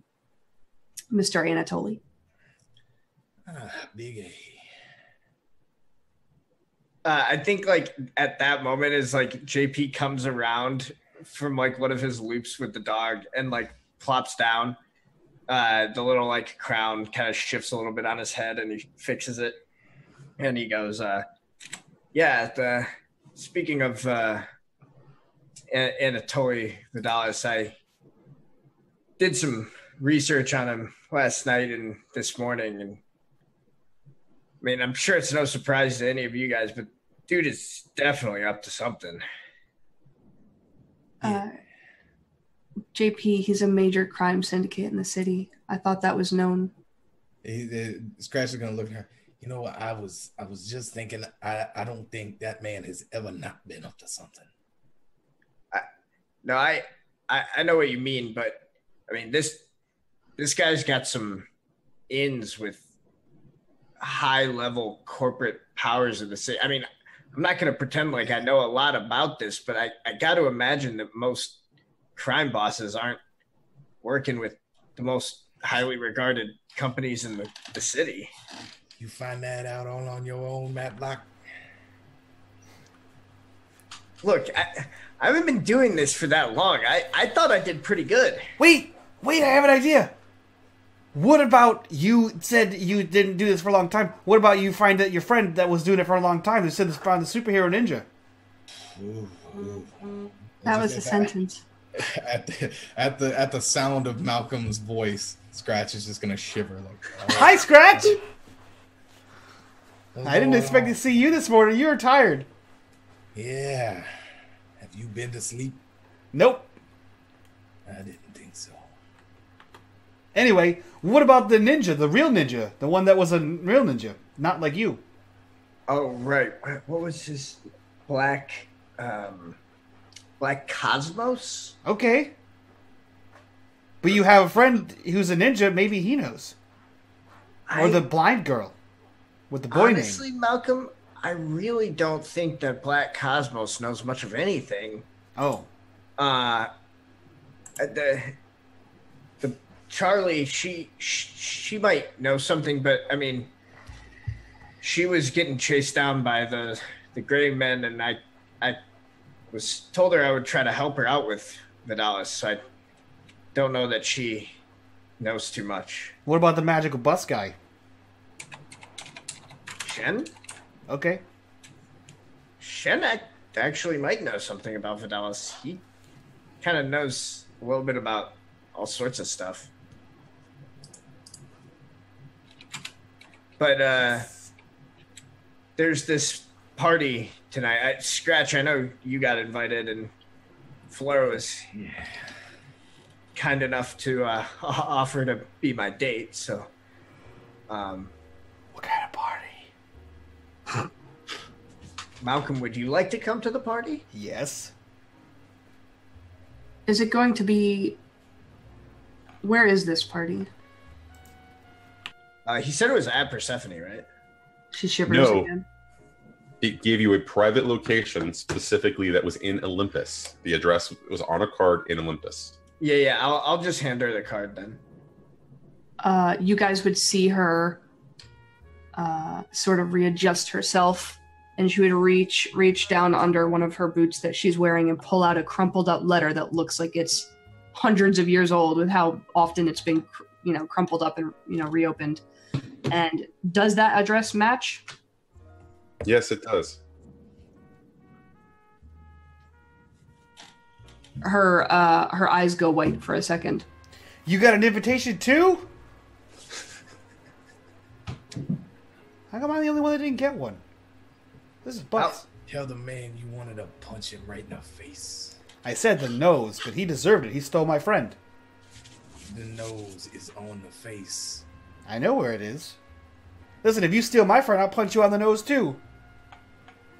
Malcolm, you can come with us to the party, but you can't punch him in the face if you come. I bet I can. How about you go with me? Oh, you're trying to say that I shouldn't punch him in the face. It's not very polite to go to someone's party and punch them in the face, Malcolm. JP, he stole my friend. We're- That's also not nice. You're right, Malcolm, but I think in order to get our friend back this time, we're gonna have to pretend to be nice at first till we find her.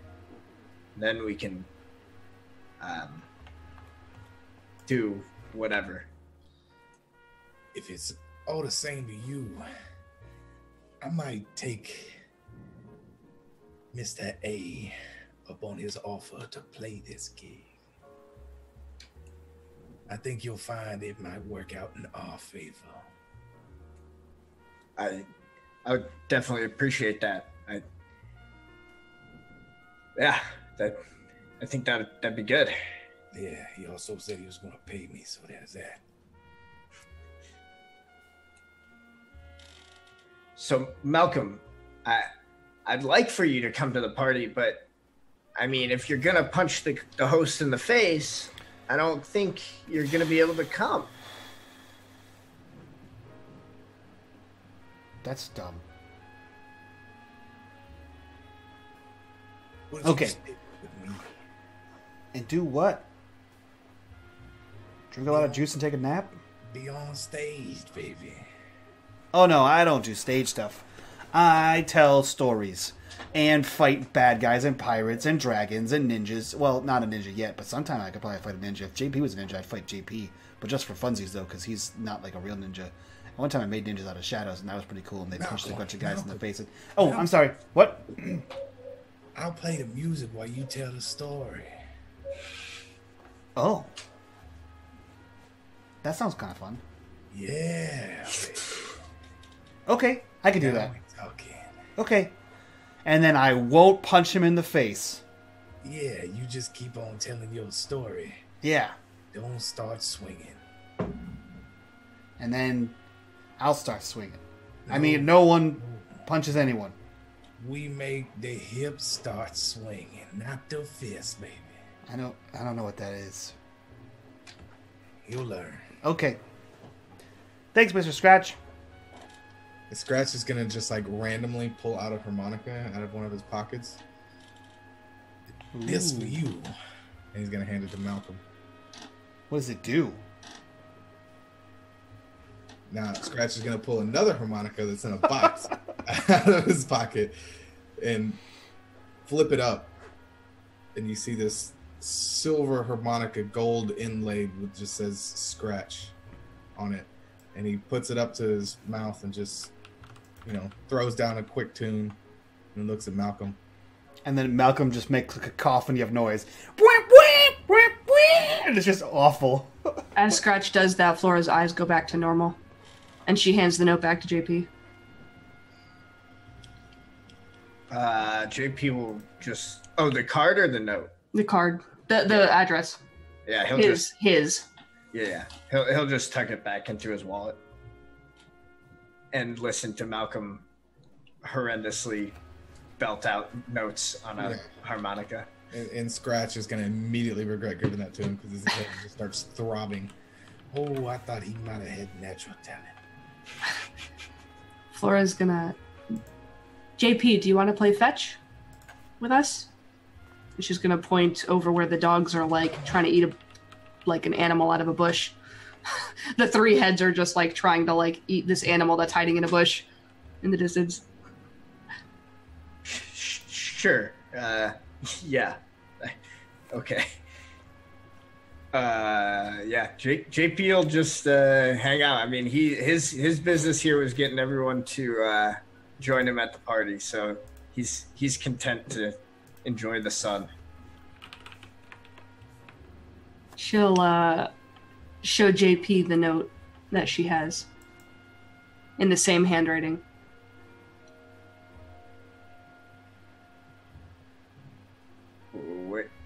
Where'd you get this? Same place you did.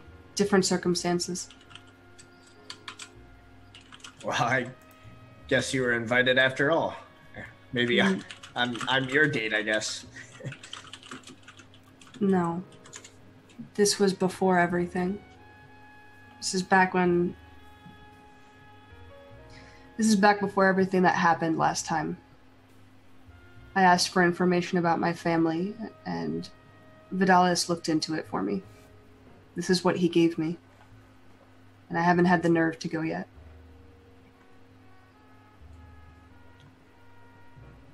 If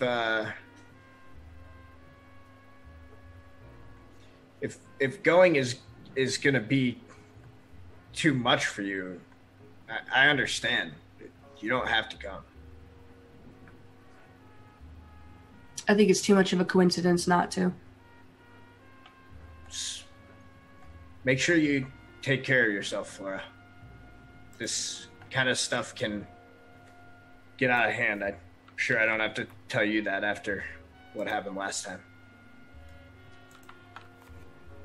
If I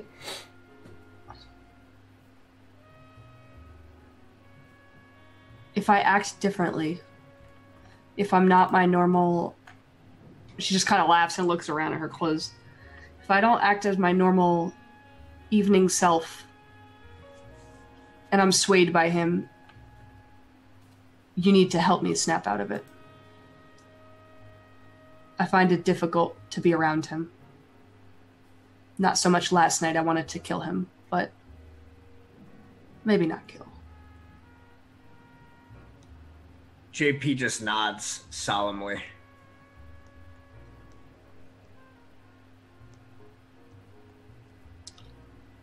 JP receives a text message. I will check it. It's from an anonymous account or an unknown account. But it says 2 words, and it's signed with an F. Don't go. And that's where we're going to end it. Shit. What? Oh my god. Dope. It was me! That was... It was Flora the whole time! It was nighttime Flora the whole time! The data limit. Don't go. You should go. Don't go. You reached your data limit. That's awesome. Yeah, dope. Guys, that was the season premiere of 6/20 Metropolis over here on the unMadeGaming channel. If you guys don't know what the hell this is a joint venture. Myself, Johnny, Video Store Cowboy, Not So Speedruns over on Thursdays, and we play Tuesday, Wednesday, Thursday, back to back. There are 3 crews, 1 city, all kinds of adventure and shenanigans and all kinds of fun stuff. If you guys are joining us for the first time or you guys are rejoining us, there is a new deal on the table right now. Exclamation point missed in the chat will pop up the link you can take with the coupon code, which now, instead of giving you $5 off, it gives you 10% off the core book, the starter set, and the PDF. So buy to your heart's content, everyone. We had a few people say, hey, I would have done it if I had this thing. So I worked out a deal and we got that one thing. So definitely check that out. It helps us, helps the game grow and become more popular. If you guys are missing any of the episodes or missed Season 1, go check out the YouTube. It's up there currently. And with that, let's go around and introduce our cast and crew and get your thoughts on today's episode. Let's start with the newest addition to the official cast of 6/20. Frags, who are you? Where can we find you on the internet? And what did you think of this episode? I am KW Frags on Twitch, on Twitter. And this was awesome. I liked I liked how it all played out. It feels like a really nice build up to something that's gonna be pretty cool and probably gonna lend itself to me playing my harmonica a lot, and I'm down for that. But yeah, this probably the only time I'm wearing this hat and these glasses. Just wanted to do that for the show here, But they're super sexy. they are. These aren't even my glasses or my hat. The only thing I own on me right now is this shirt. Not even wearing pants. I was just saying your underwear, hopefully. No. No, that's mine too. Yeah. Actually, no. Yeah. Live Jasmine / what? Smash Mountain. Yeah. Smash Mountain. Smash Mountain. But yeah, I thought it was great. Everything was awesome. Learned some stuff. Made some connections. I think I'm finally getting the hang of this. I mean, awesome. Not that I didn't have the hang of it. I have a better understanding and grasp of how all the characters are working, coming together. So, hell yeah. I think I've found where I fit in. Awesome. Well, I'm glad you fit in, and I can't wait to see how this progresses and what this adventure is for this season. With that, we'll jump over to Miss Ginger Ninja. Who are you? Where can we find you on the internet? And what did you think of your venture back into 6/20 Metropolis? I am Xmas Ginger Ninja. I run mostly a gaming channel. We're actually going to be doing a charity stream on Friday over on my channel with unMadeGaming for Extra Life. If you guys can make it, it's going to be a bunch of shenanigans. But I think tonight was awesome. I love Scratch. I went into this blind. I intentionally didn't ask who he was playing, what kind of story, anything like that, because I wanted to be surprised. And as soon as he started talking, I was like, yep, I've heard that. Because I was there 2 weekends ago, and you kept talking like that, and I didn't understand why. I thought you were just being weird. A little bit of column A, a little bit of column B. Yeah, but I'm really excited to get more into my backstory, and then Explorer's starting to get answers. More questions, but also more answers. Dope. Let's jump over to Sam. Who are you? Where can we find you on the internet? And what did you think of your foray back into Metropolis? I'm Sam. Twitch.tv/WizandFool. Twitter @TheWizandFool. I had a blast. I'm super excited about Scratch. I think it's going to be a great character. I think you killed it today, Frags. A+ work. I really like how doing stream shows gives us the opportunity to do the hard season cuts, because it makes it feel really super cinematic, where you have that big climax, and then now we're back in that sort of beginning of season 2 rising action stuff, which is always really cool, and getting to see how the characters change and everything. So I'm super excited to see what kind of chaos and nonsense we get when we inevitably make Vidalis try to kill us in a dramatic fashion in about 2 or 3 episodes. And yeah, it'll be great. Dope. Last but not least, we'll jump over to Johnny. Who are you? Where can we find you on the internet? And what did you think of the season premiere? Video Store Cowboy everywhere except for Twitter, where it's Vid Store Cowboy. GM for 6&Twenty here. My channel on Tuesdays, not speedrun tomorrow nights.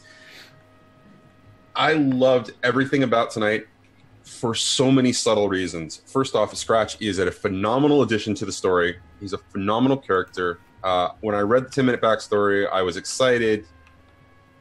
Hearing the voice, I'm glad I didn't hear the voice beforehand. I'm glad I really didn't have a long conversation with Frags before now to talk about the characterization, because now I have so many things I want to ask in context of his backstory, and I just want to build some really cool stuff into the story for him.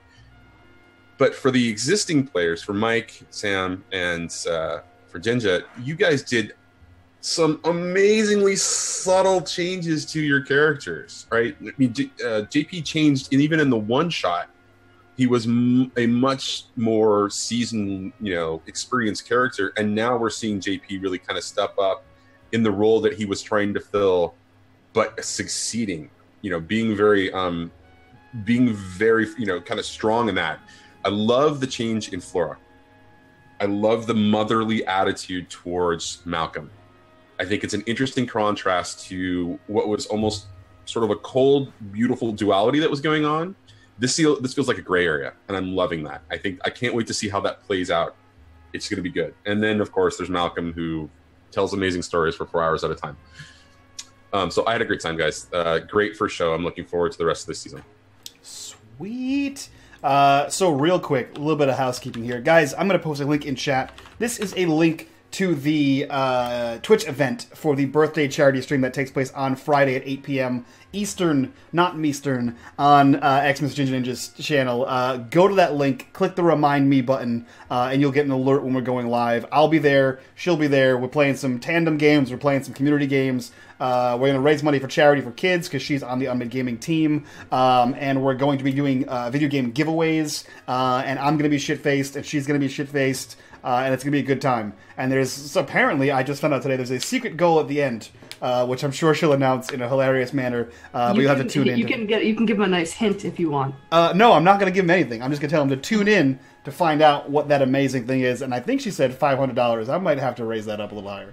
But it's based on how much we make that night in donations. So definitely hit that Remind Me button. Join us over there. And with that, we are going to go raid our friend Dungeons and Distractions. They're currently playing some D&D as we speak. We're going to go toss the host over there to those guys. So click that button, join that raid, and give them all your hot, sticky raid love from all of us to you guys. Bye-bye.